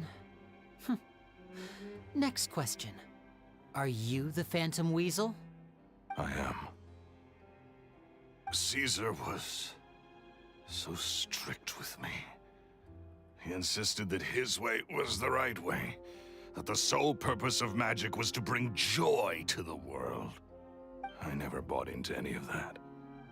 I was more interested in the practical value of magic. Sure enough, it helped me fill my pockets with all kinds of valuable treasures. Oh, yeah! Charlotte told us that the weasel would steal whatever people valued, no matter how much it was worth. That's just how it looked from the outside. What would any thief want with second-rate loot? I've only ever targeted high-value items. I stole cheap things as a way of practicing my craft. It was other people's overactive imaginations that conjured up the preposterous image they then dubbed the Phantom Weasel. So, that's the story, huh? Well, I hope you're ready to tell it all over again during your trial. What choice do I have? You're a pack of wolves, and you've got me between your jaws. You've seen what's here, and my last-ditch effort to stop it getting out has failed. What else can I do? So be it. I've enjoyed power and wealth for the last 10 years, the likes of which Caesar could never give me. I wouldn't choose for things to end this way, but I regret nothing. Very well. In that case, I'll contact the guards. Traveler, Paimon, keep an eye on Lorenzo for me. I'll meet you just outside the workshop when I'm back.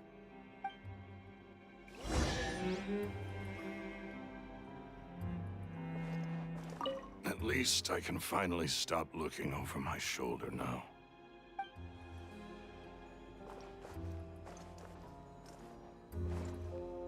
As one with wind and cloud.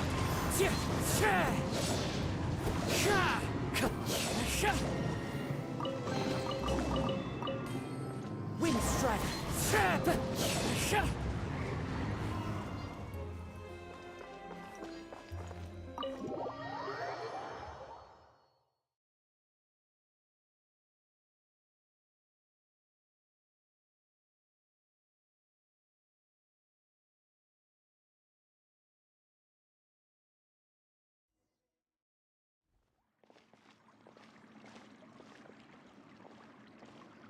Lily has told me the whole story. Lorenzo, do you confess to the murder of Caesar and to framing him for the Phantom Weasel's crimes? Look who's finally developed a conscience. What kind of disciple murders their own master? I hope it was worth it, because there'll be hell to pay.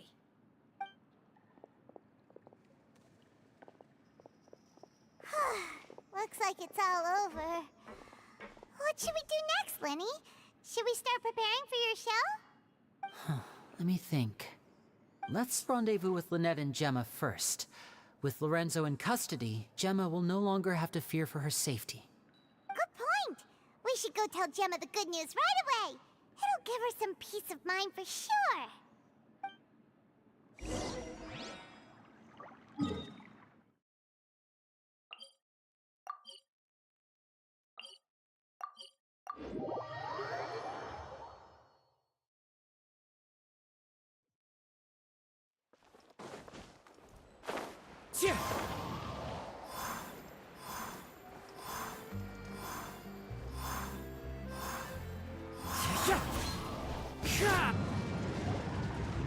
Ah, you're back. You were so quick. I've only just finished my third dessert. Your third? Lynette, come on, we've talked about this. Everything in moderation. You're not gonna have any room left for dinner now. That's fine. I'll shift to exercise mode and jog off the excess sugar. That's besides the point. Well, it's done now, but try to eat a more balanced diet in the future. Point taken. Did everything go okay? Of course! Lorenzo was no match for us. The guards are taking him into custody as we speak. Gosh, that's amazing. I'm sorry, I still didn't know if I could trust you, but now it seems I can. I had my suspicions about Lorenzo, but It's okay, we understand. He did threaten you. Paimon would find it hard to trust strangers in your position too. But you don't need to be scared anymore. Everything's gonna be okay. Sorry. My emotions are all over the place right now. I've been waiting for this day to come for so long. I always wanted to report Lorenzo. He took all of Caesar's property, which I found suspicious, but I had people watching me all the time, so I couldn't risk looking into it. I was so afraid. I was scared he'd do something terrible to me, and then no one would be left to visit Caesar's grave. So I never had the courage to speak out. Thank you all. Truly. Thank you so much.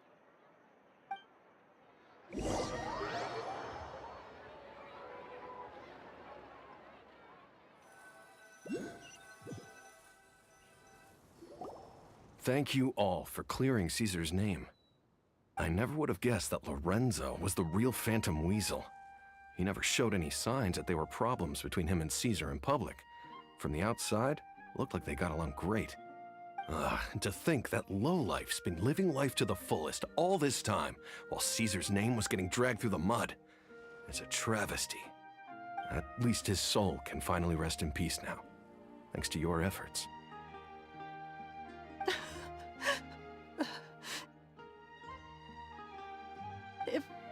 If only I'd realized before it was too late. Don't blame yourself, Gemma. This isn't your fault. Yeah, you still have the rest of your life to live. Caesar wouldn't want to see you spending it feeling guilty. Cheer up, Gemma. My brother's doing a magic show at the Opera House tomorrow evening. Would you like to come along? It might raise your spirits. This show will be a special one. We're holding it in Caesar's honor. In Caesar's honor? Really? Oh, thank you. I'll be there. Great. We'll see you tomorrow evening. Traveler, Paimon, don't be late. Don't worry, we'll be there. No way are we gonna miss out on a free magic show. Wait, Paimon feels like we're forgetting something. Oh yeah, Caesar's diary! We never found out if the two kids Caesar taught magic to were Linny and Lynette or not. Linny changed the topic back in the workshop, so we didn't get a chance to bring it up. Oh well. Guess we'll just have to ask Linny tomorrow evening. evening.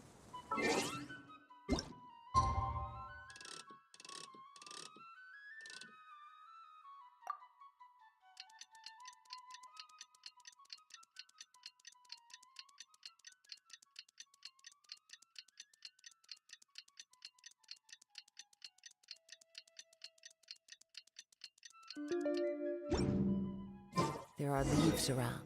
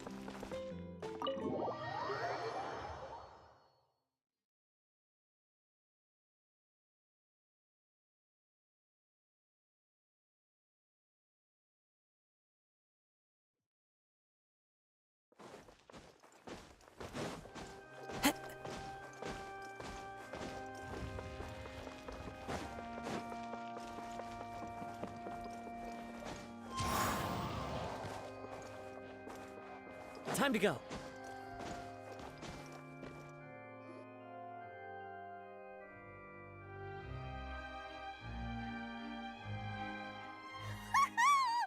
Paimon's excited to see another of Linny's magic shows! Wait. Lynette, shouldn't you be on stage by now?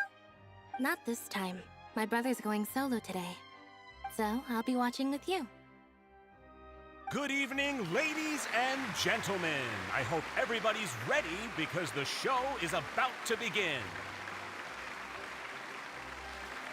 The great magician Linny has prepared a spectacular show for us all tonight, concluding with an all-new grand finale that no audience has ever seen before. Wow! A new trick! Thank you all so much for coming. Now, prepare to join me on a journey through the mystical and miraculous.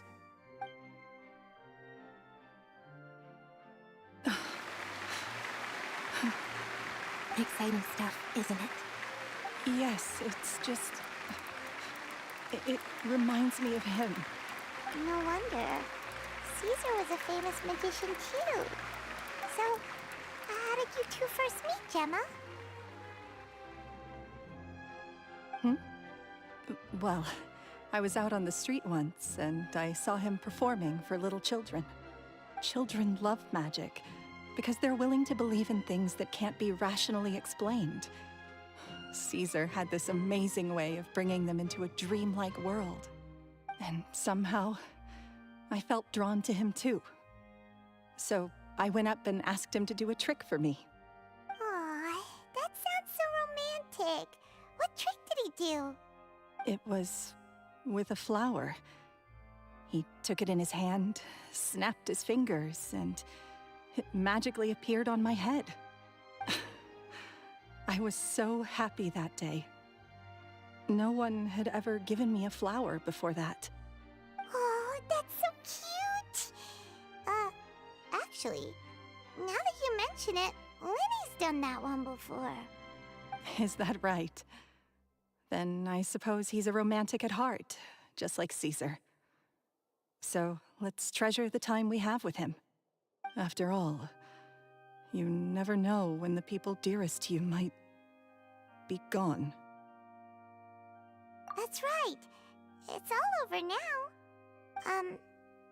Paimon doesn't really know how to comfort you, but at the very least, no one's gonna be intimidating you from now on.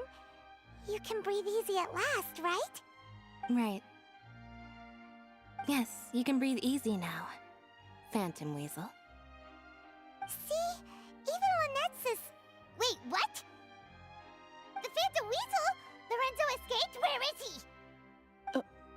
What do you mean, Phantom Weasel? As Linny once said, a performer's job is to commit fully to their role and put on a flawless performance for their audience.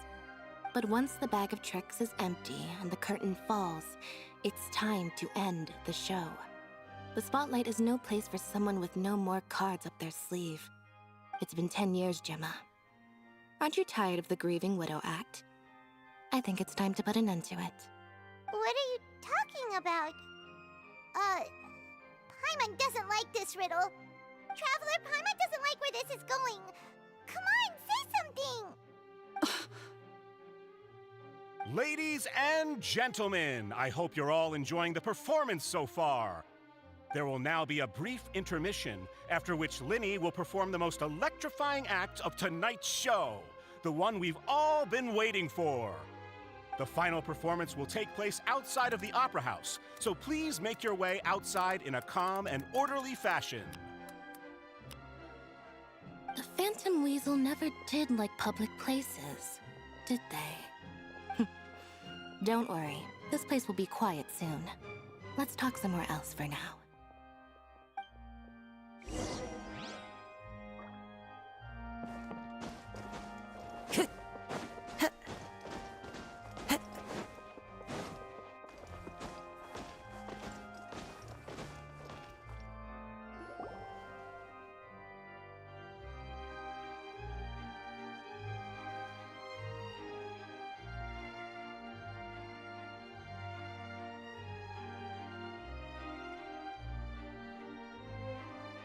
Dear me, this is awkward, isn't it? And unfortunately, I'm all out of gadgets, so I'm afraid I can't do any tricks to liven up the mood. This is a big mistake for a magician to make, but thankfully, I do have a backup plan. Now, who wants to hear a story? Linny, don't we have more important things to address right now? Lynette accused Gemma of being the real Phantom Weasel a moment ago. Oh, what the heck's going on? All in good time. Magicians are good at guessing what people are thinking. I know the questions you want to ask. And as it happens, the story I'm about to tell might answer a few of them. Really? Well then, let's hear it! Paimon's dying of curiosity here! Let's go back to the very beginning. A decade ago, when the Phantom Weasel was terrorizing the court of Fontaine. She never missed a target, never left a trace, and no treasure was safe from her thieving hands. But as her infamy grew, so did the readiness of the police, and her opportunities to act became ever fewer. Every day, she ran the risk of being exposed for who she was. Of course, she could not simply take this lying down, and before long, she found her ticket to freedom. She would create a scapegoat, a false weasel to close the chapter on her behalf. After weighing her options, she set her sights on a renowned magician, Caesar. After all, magic and theft shared enough similarities for people to buy the story when the truth came out. So then what? Being the master deceiver she was, the weasel easily earned Caesar's trust. Now, all that remained was to frame him for her countless crimes. But as she was considering how to make her move, she noticed Caesar's aggrieved pupil, and a new thought entered her mind. Maybe I don't need to get my hands dirty after all. At her encouragement, Lorenzo tampered with Caesar's magic box, causing him to fall to his death. Afterwards, Lorenzo seized his master's property, and the weasel set about tarnishing Caesar's reputation. Two co-conspirators committed the perfect crime.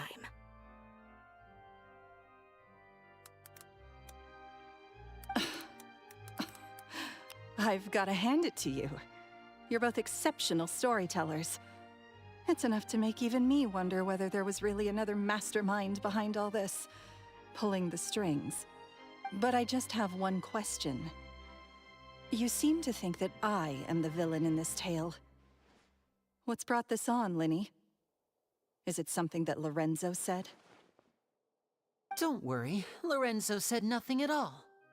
But I never believed that he was the weasel, and in fact, my investigation only made me more certain of that. He was too forthcoming with his confession, as if there was something else he was trying to hide. How disappointing. So you'd sooner trust Lorenzo than me, even without a shred of evidence? A magician is an expert at playing the audience to get the result they want. And I have no doubt that you, Gemma, are equally talented in this regard. With a little help from Lorenzo, you put on a very convincing performance. The lovesick fiancé, whose devotion to her betrothed is unshakable, even under threats of violence. Caesar was maligned and hated by all for 10 years, but you? Everyone sympathized with your plight. Who would suspect for 1 second that the lovely young lady always seen weeping in front of Caesar's grave was actually the mastermind behind his demise? No, not that poor lady. Perish the thought. Wait, so you mean the whole intimidation thing was just a hoax? Gemma and Lorenzo were both in on it? But why would Lorenzo agree to that? And why didn't he sell her out even at the end instead of admitting to being the weasel himself? Yes, why indeed? Maybe Gemma herself could enlighten us on that question. Well, Linny, if you're so confident in your version of events, then I think the answer should be obvious. Having killed Caesar with his own hands, Lorenzo was plagued by overwhelming guilt. Revealing the Phantom Weasel's true identity would serve no purpose. But if the Weasel remained free, then she could take care of Lorenzo's loved ones. An excellent answer, though sadly a little dull. Is that right? Well, don't let me bore you.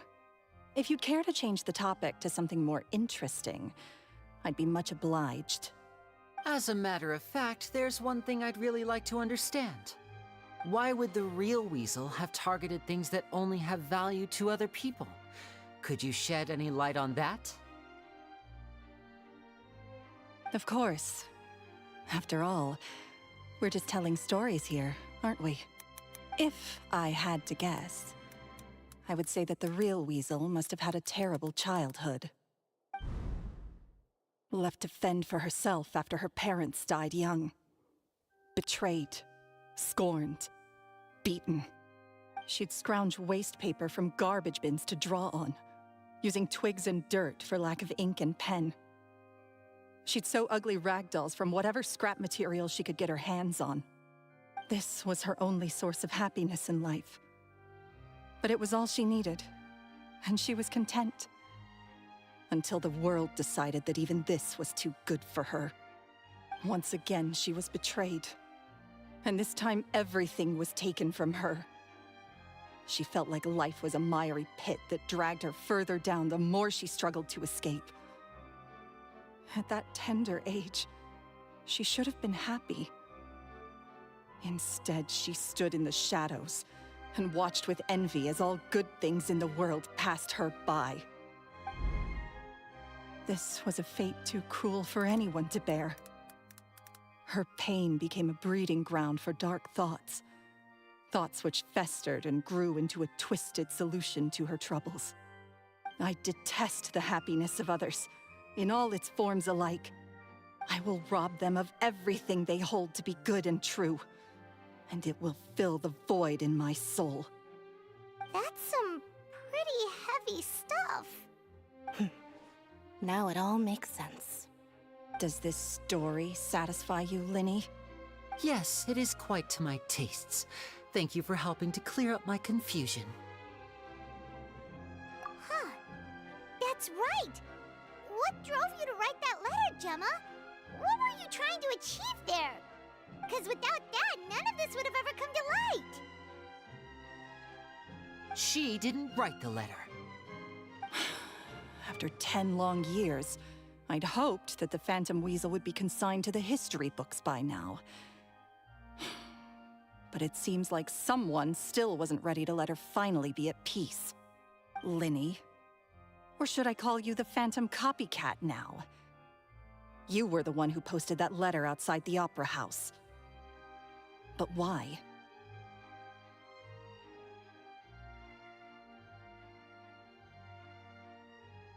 Very sharp, Phantom Weasel. Still as shrewd as ever. Well, no need for me to be coy about it. Our goal was to clear Caesar's name.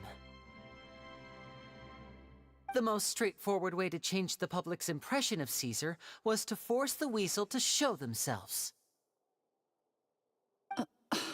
That's it? You had no other agenda? Of course we did. We made it quite clear in the letter, I believe. I shall take from you that which you hold most dear, just as you did to me 10 years ago. 10 years ago? You mean Caesar's death? You met him? Wait. Oh, I get it. You were those two obnoxious kids. It's been so long, and you're all grown up now. I didn't recognize you. He taught you magic back then, didn't he? For what, 10 days or something? And you went to all this trouble.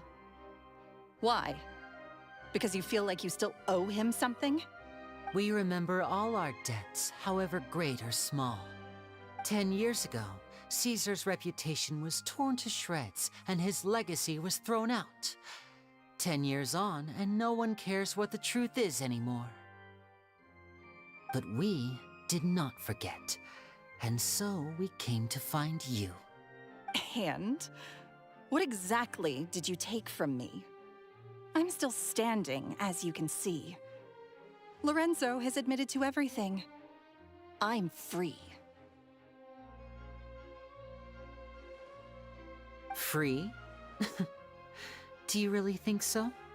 Caesar once told me that even though the world is filled with lies and falsehoods, we must find our own truth. I think that applies to you too. Truth can take many forms. Prized possessions with nostalgic value, fervent hopes and dreams, and irreplaceable people. Life took many things from you, and those wounds never healed. When they ached unbearably in the dead of night, stealing became your way of numbing the pain. What are you trying to say? I'm saying that for the last 10 years, you've been living a rather uneventful life. Perhaps that's because you found something other than a life of crime to fill the hole? Back to Lorenzo for a second. He murdered his own master, played along with your act, and took pains to make sure any suspicion would be directed towards him. But what did he have to gain from all that? He knew who you were and the things you'd done, and despite that, he was willing to give everything up for your sake. He's the reason that you haven't felt the compulsion to steal in all these years. You're more than just accomplices in murder. You're the only real friends each other has. So I think you know, deep down, that he is the only truth you have in your life. But that truth is gone now, and I guarantee you, you'll never see it again. Congratulations on your freedom, Gemma. Your freedom will cost you dearly. From now on, you'll be all alone in a world full of lies and falsehoods. I do hope you'll be able to bear it. You've still got a long life ahead of you after all. Gather round, one and all. The time has now come for the amazing Linny to perform his final act in tonight's show. I'm sure you're all wondering what he has planned for the grand finale. Well, wonder no more, for the answer is a death-defying high-altitude escape. A high-altitude escape? I'm sure you all remember the magician Caesar. This was the very trick that led to his fatal fall, after which he was dubbed the Phantom Weasel. But we have now learned that Caesar was wrongly accused, and that the real Weasel has now confessed to their crimes. Guess that's my cue to leave. Whew. I've been practicing this one for ages now, but I'm still a little nervous. Traveler, Paimon, I hope you enjoy the rest of the show. There may be a lot of people watching tonight, but you alone are my true witnesses.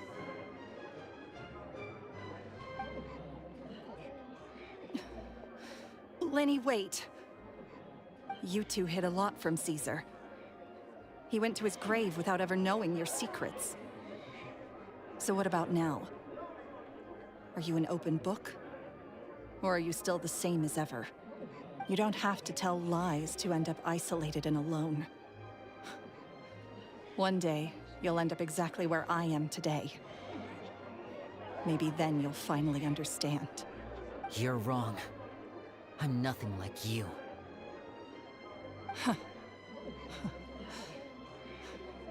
So, what are we, doing now? Like Linny said, when you're ready, let's head outside and watch the show. But what about Gemma? She'll figure out what's best for her soon enough. Oh, and if you'd like to see Linny after the show, you know where he'll be. The usual haunt. All right. Well, let's go and watch Lenny's finale then. This trick's a pretty dangerous one, but he should be able to pull it off, right?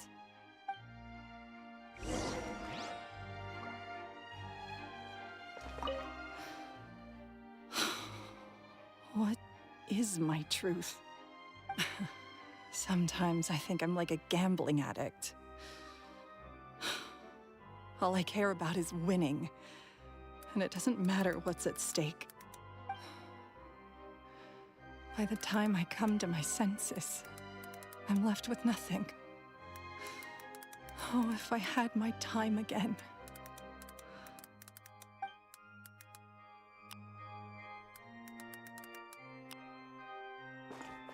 Magicians are not like thieves. Thieves only tear things apart. But good-hearted magicians, they put things back together.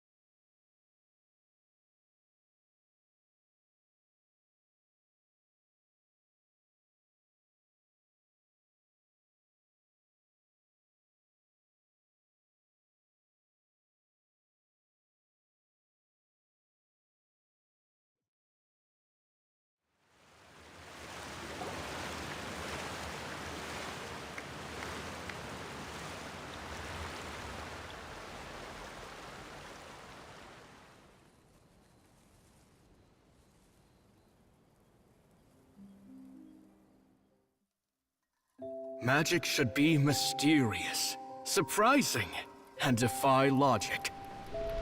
Magic is hard work. Every single movement has to be practiced thousands of times. It's alright. We're used to that.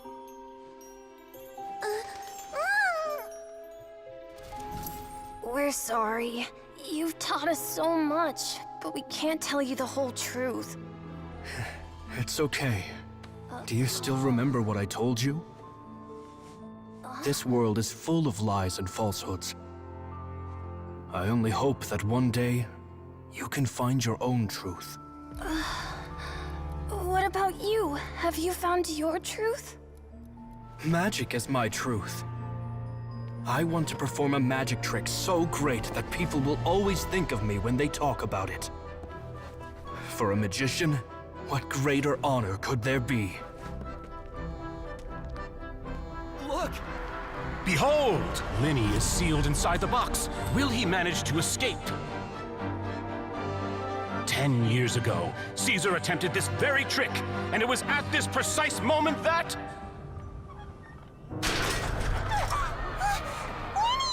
Watch out!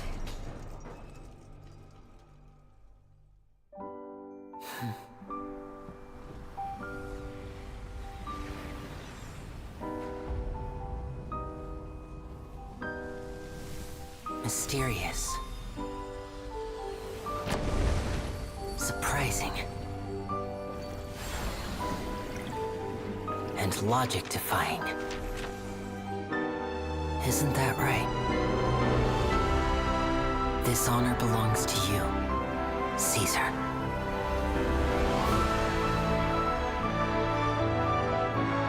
I'm just sorry it's a little late.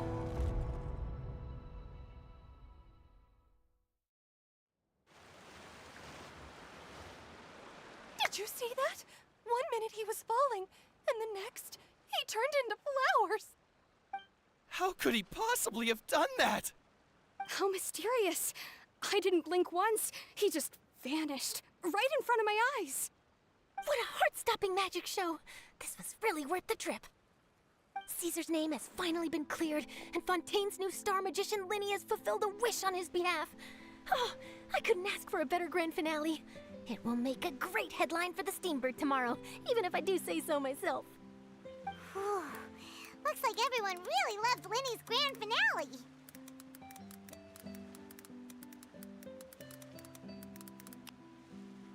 Paimon doesn't see Linny anywhere.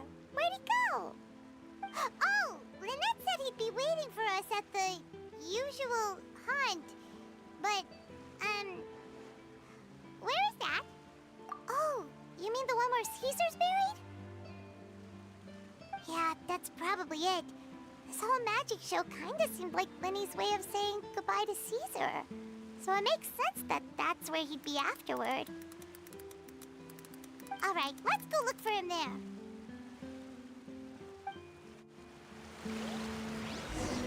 Sure.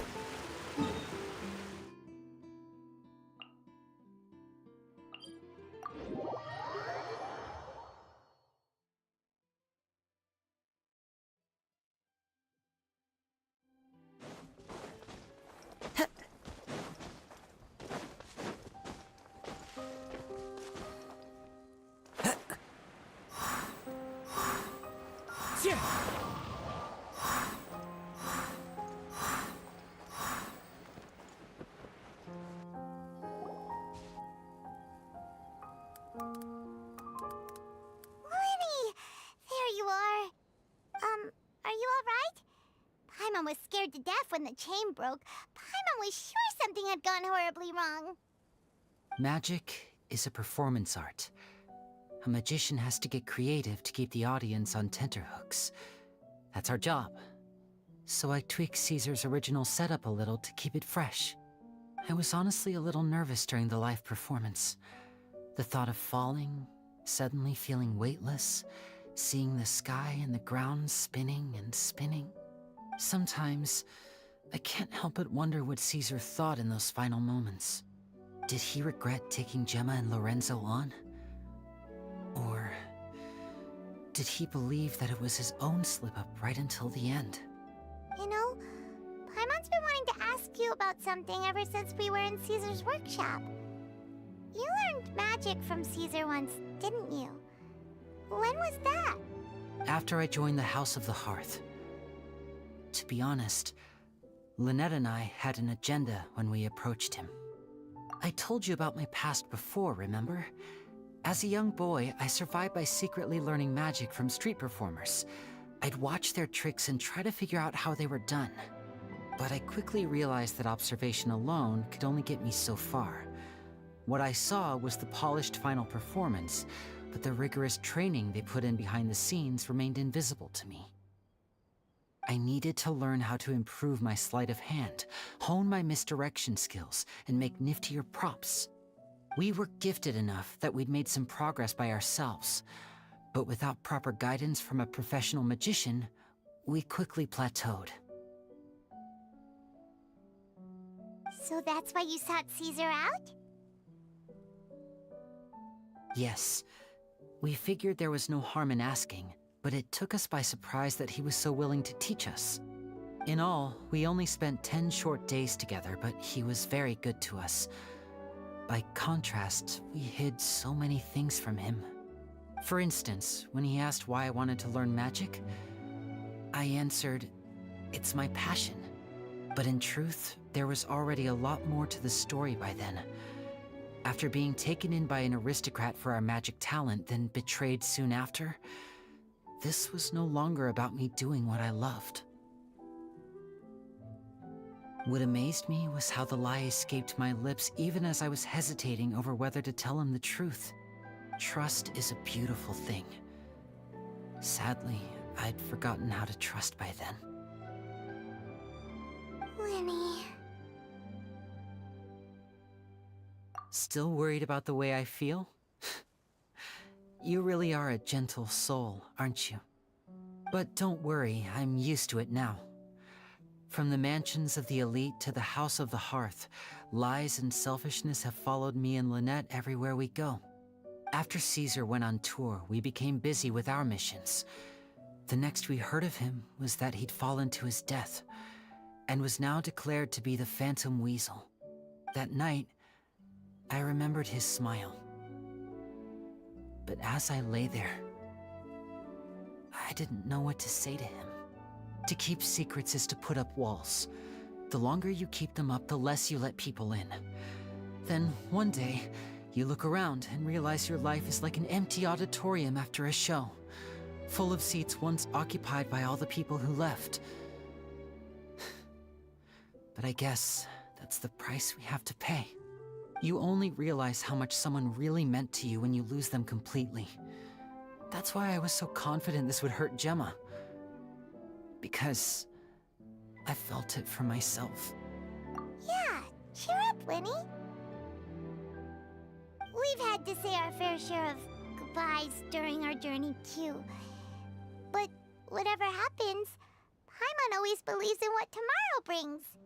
Delicious food, fun toys, and the Traveler by my side. Paimon just needs to focus on things like this, and all the unhappy stuff goes right out the window. You know, Traveler, doesn't that kind of make you Paimon's truth? Exactly. It's the same for me and Lynette. We are the truest thing each other has in the world, and nothing can replace that. Life has taken plenty from us, like it did from Gemma. But at least it left us with each other. That's what gave us the strength to get through the darkest days. That's why the darkness never consumed me, and why it never will. Maybe we live in the shadows too, but we remember every precious ray of light that shines through. All right, time to lighten this conversation up a little. What did you think of the show tonight? Were you happy with it? It was amazing! Paimon just wishes we hadn't been so distracted with the Gemma situation. We spent most of our time in the Opera House just talking and pretty much missed the entire first half of the show. Lenny, could you do just one more trick for us?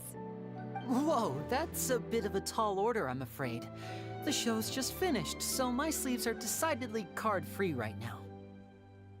Aw, come on! Surely you can think of something.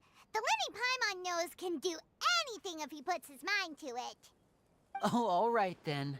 I'll give it a go, but only because it's you. Watch closely. I have a flower in my hand.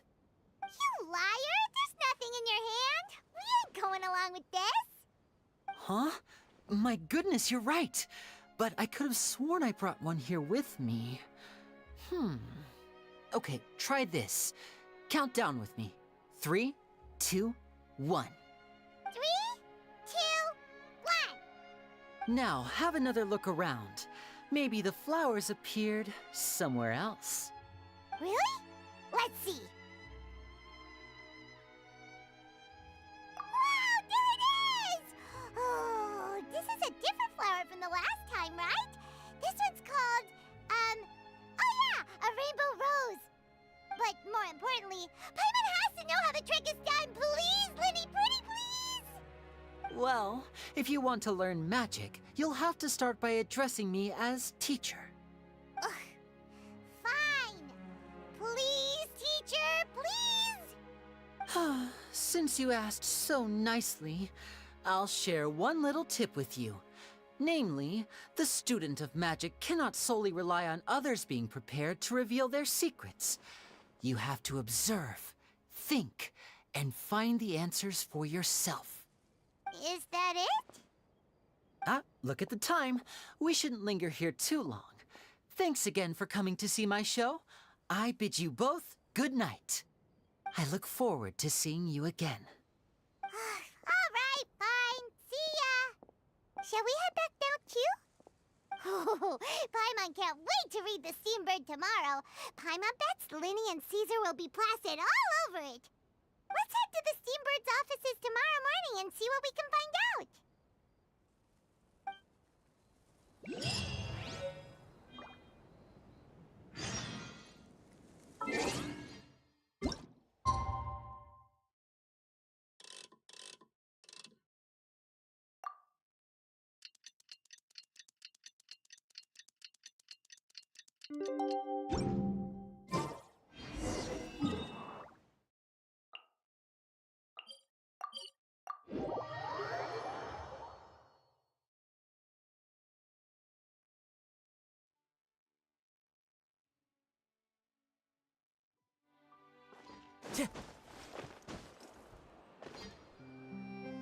I'm very sorry, Charlotte, but my sister and I are quite busy today.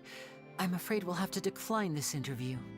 Oh, please, Linny, I'll only take a moment of your time, if you would be so kind. Huh?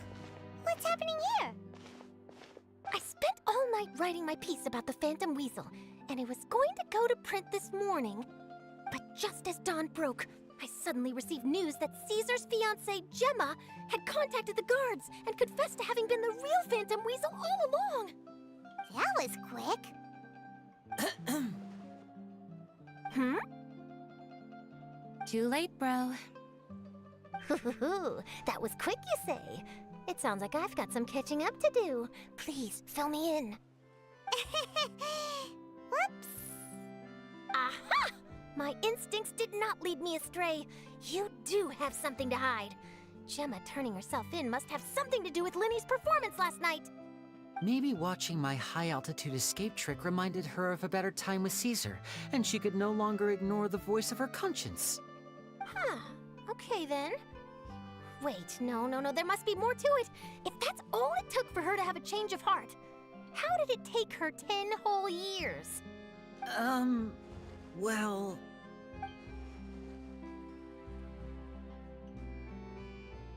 Oh, I remember now! You and Gemma were nowhere to be found after the show. What happened between you? Quickfire question! Where did you all go after the show? Oh, we went to the cemetery and Linny did a private magic trick just for us. Actually, glad you mentioned it, because that reminds Paimon, guess what? Linny started using rainbow roses in his tricks. What? I don't recall ever having received a rainbow rose from you myself. Is this supposed to mean that they're more important to you than your own sister? No, I just, What now? Oh, did Paimon say something wrong again? This is getting pretty awkward. What do we do, Traveler? Seems like this interview wasn't meant to be. Well, never mind. There's always next time. Forgive my persistence, but when there's explosive news waiting to be found, I can't turn away. The news about Gemma has already made waves, and I'll stop at nothing to get to the bottom of it all. Apparently, one of the things she said to the guards was that her final wish is to see Lorenzo one last time. There's clearly a web of complicated relationships there. Can't blame me for being curious. All right, I guess I'll leave you to continue the rest of your conversation in peace. Bye for now.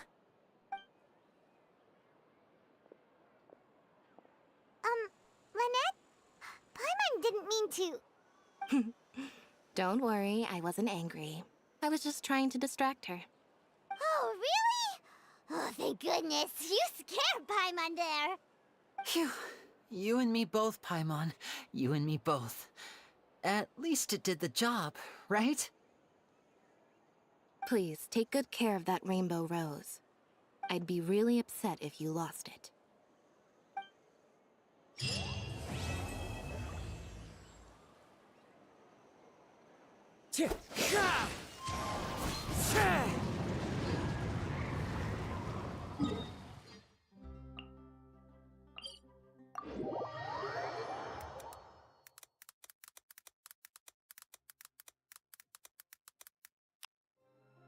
Time to go.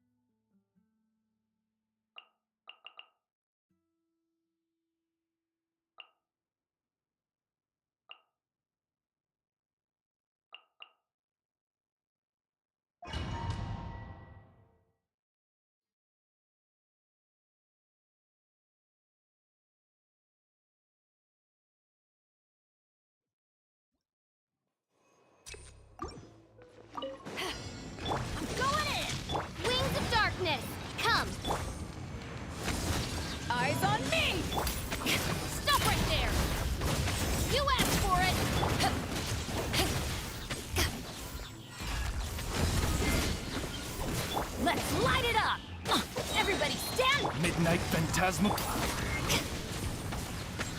Drop your weapons! Power that ended Hypedon!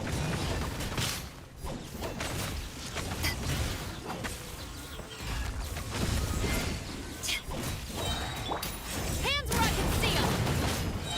Teamwork is strict! Wings of darkness! Come!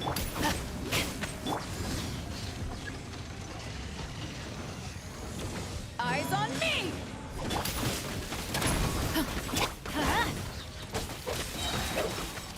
Everybody stand back!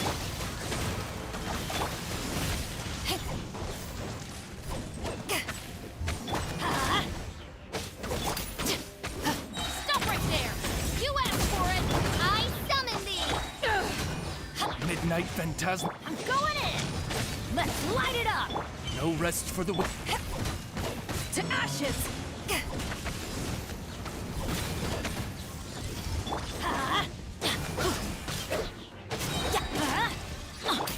Justice will prevail! Drop your weapons! As you wish, main... Everybody stand back!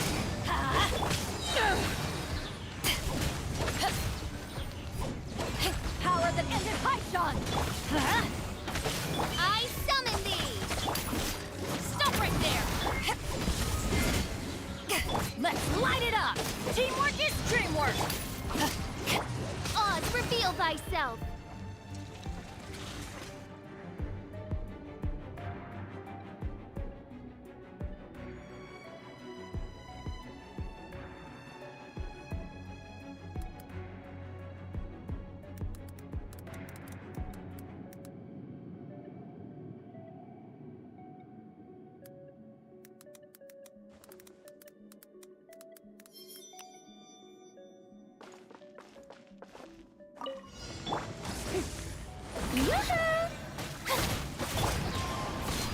Clouds high. The birds call.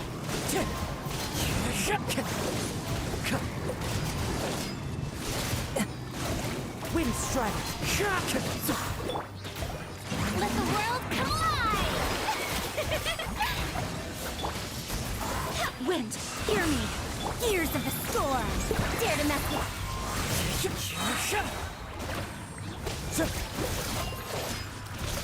Fallen leaves, adorn my night!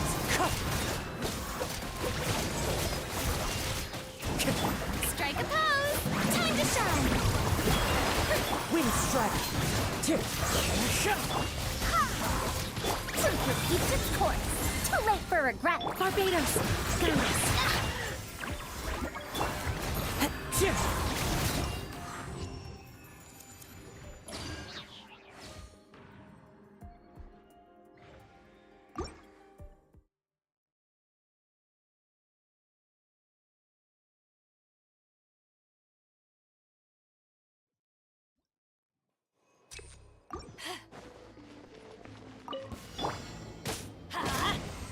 Shadow Raven! Final warning! Hands where I can see! Let's light it up! Everybody! To ashes!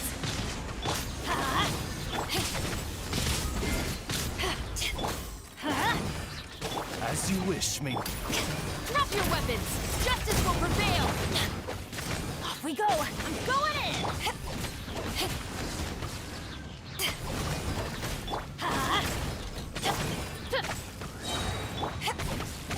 Eyes on me!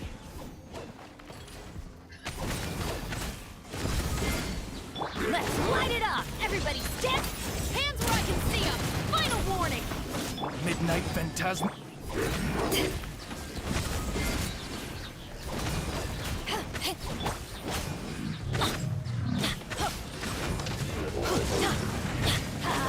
Teamwork is dreamwork to ashes! You asked for it! Drop your weapons!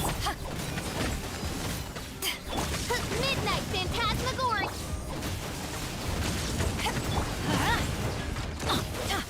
Everybody stand back! Justice will prevail! Power that ended Hypedon! As you wish, main Fräulein.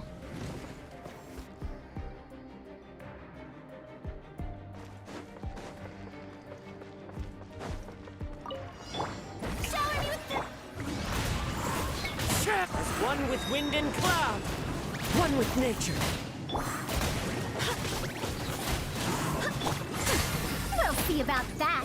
Gears of the storm. I swear by my sword.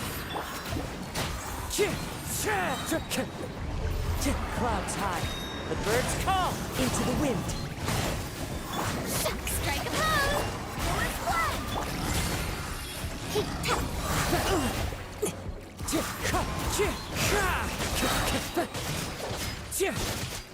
Let the world collide. Barbados, guide us. Truth repeats its course. One with wind and cloud. Wind strike. Time to go. The wind knows it. Time to shine.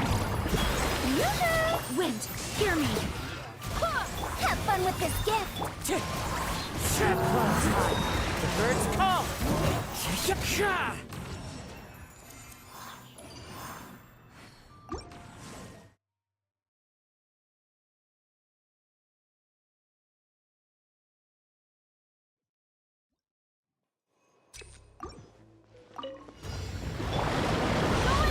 Let's light it up by royal decree. You asked for it. Eyes on me! Adventure time! Shadow Raven. Teamwork is dreamwork!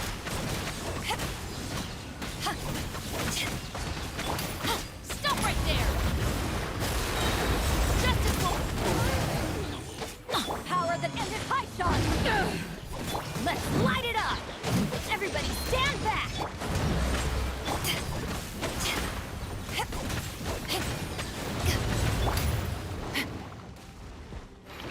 Drop your weapons! As you wish, me. Teamwork is dreamwork! Eyes on me! You asked for it.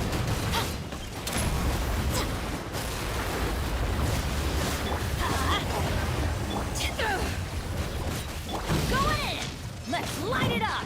Odds revealed.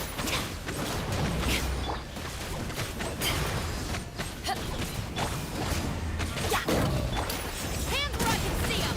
Midnight fantastic. Power that ended hot dog! Stop right there! Everybody stand back!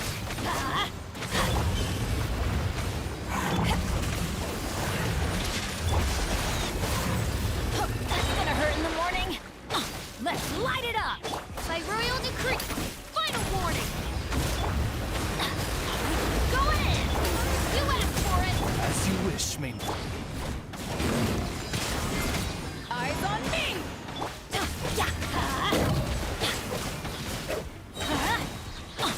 No rest for the wicked. Everybody stand back!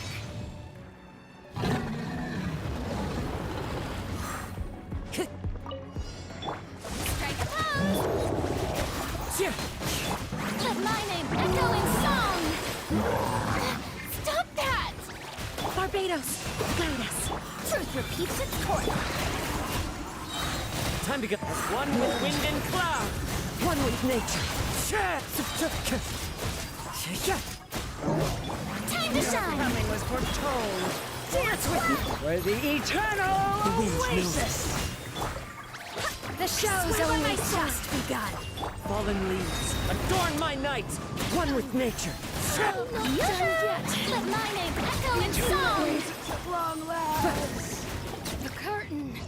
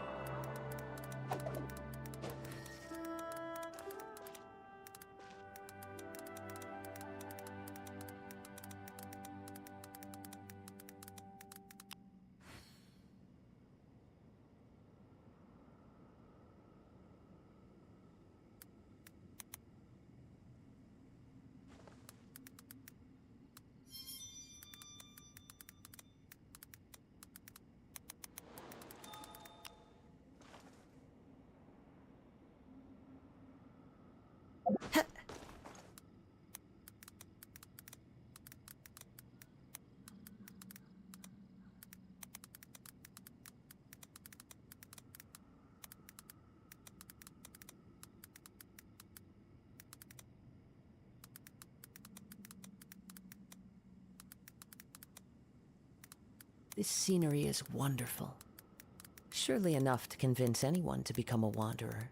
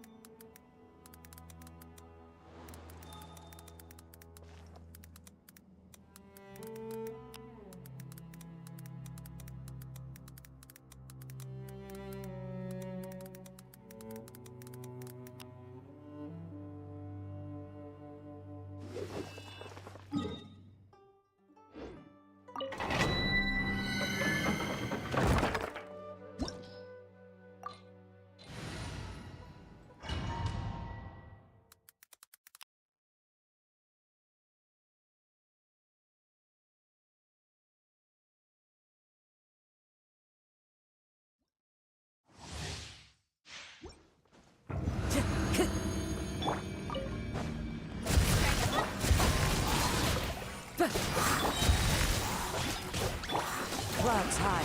The birds come. The wind knows it.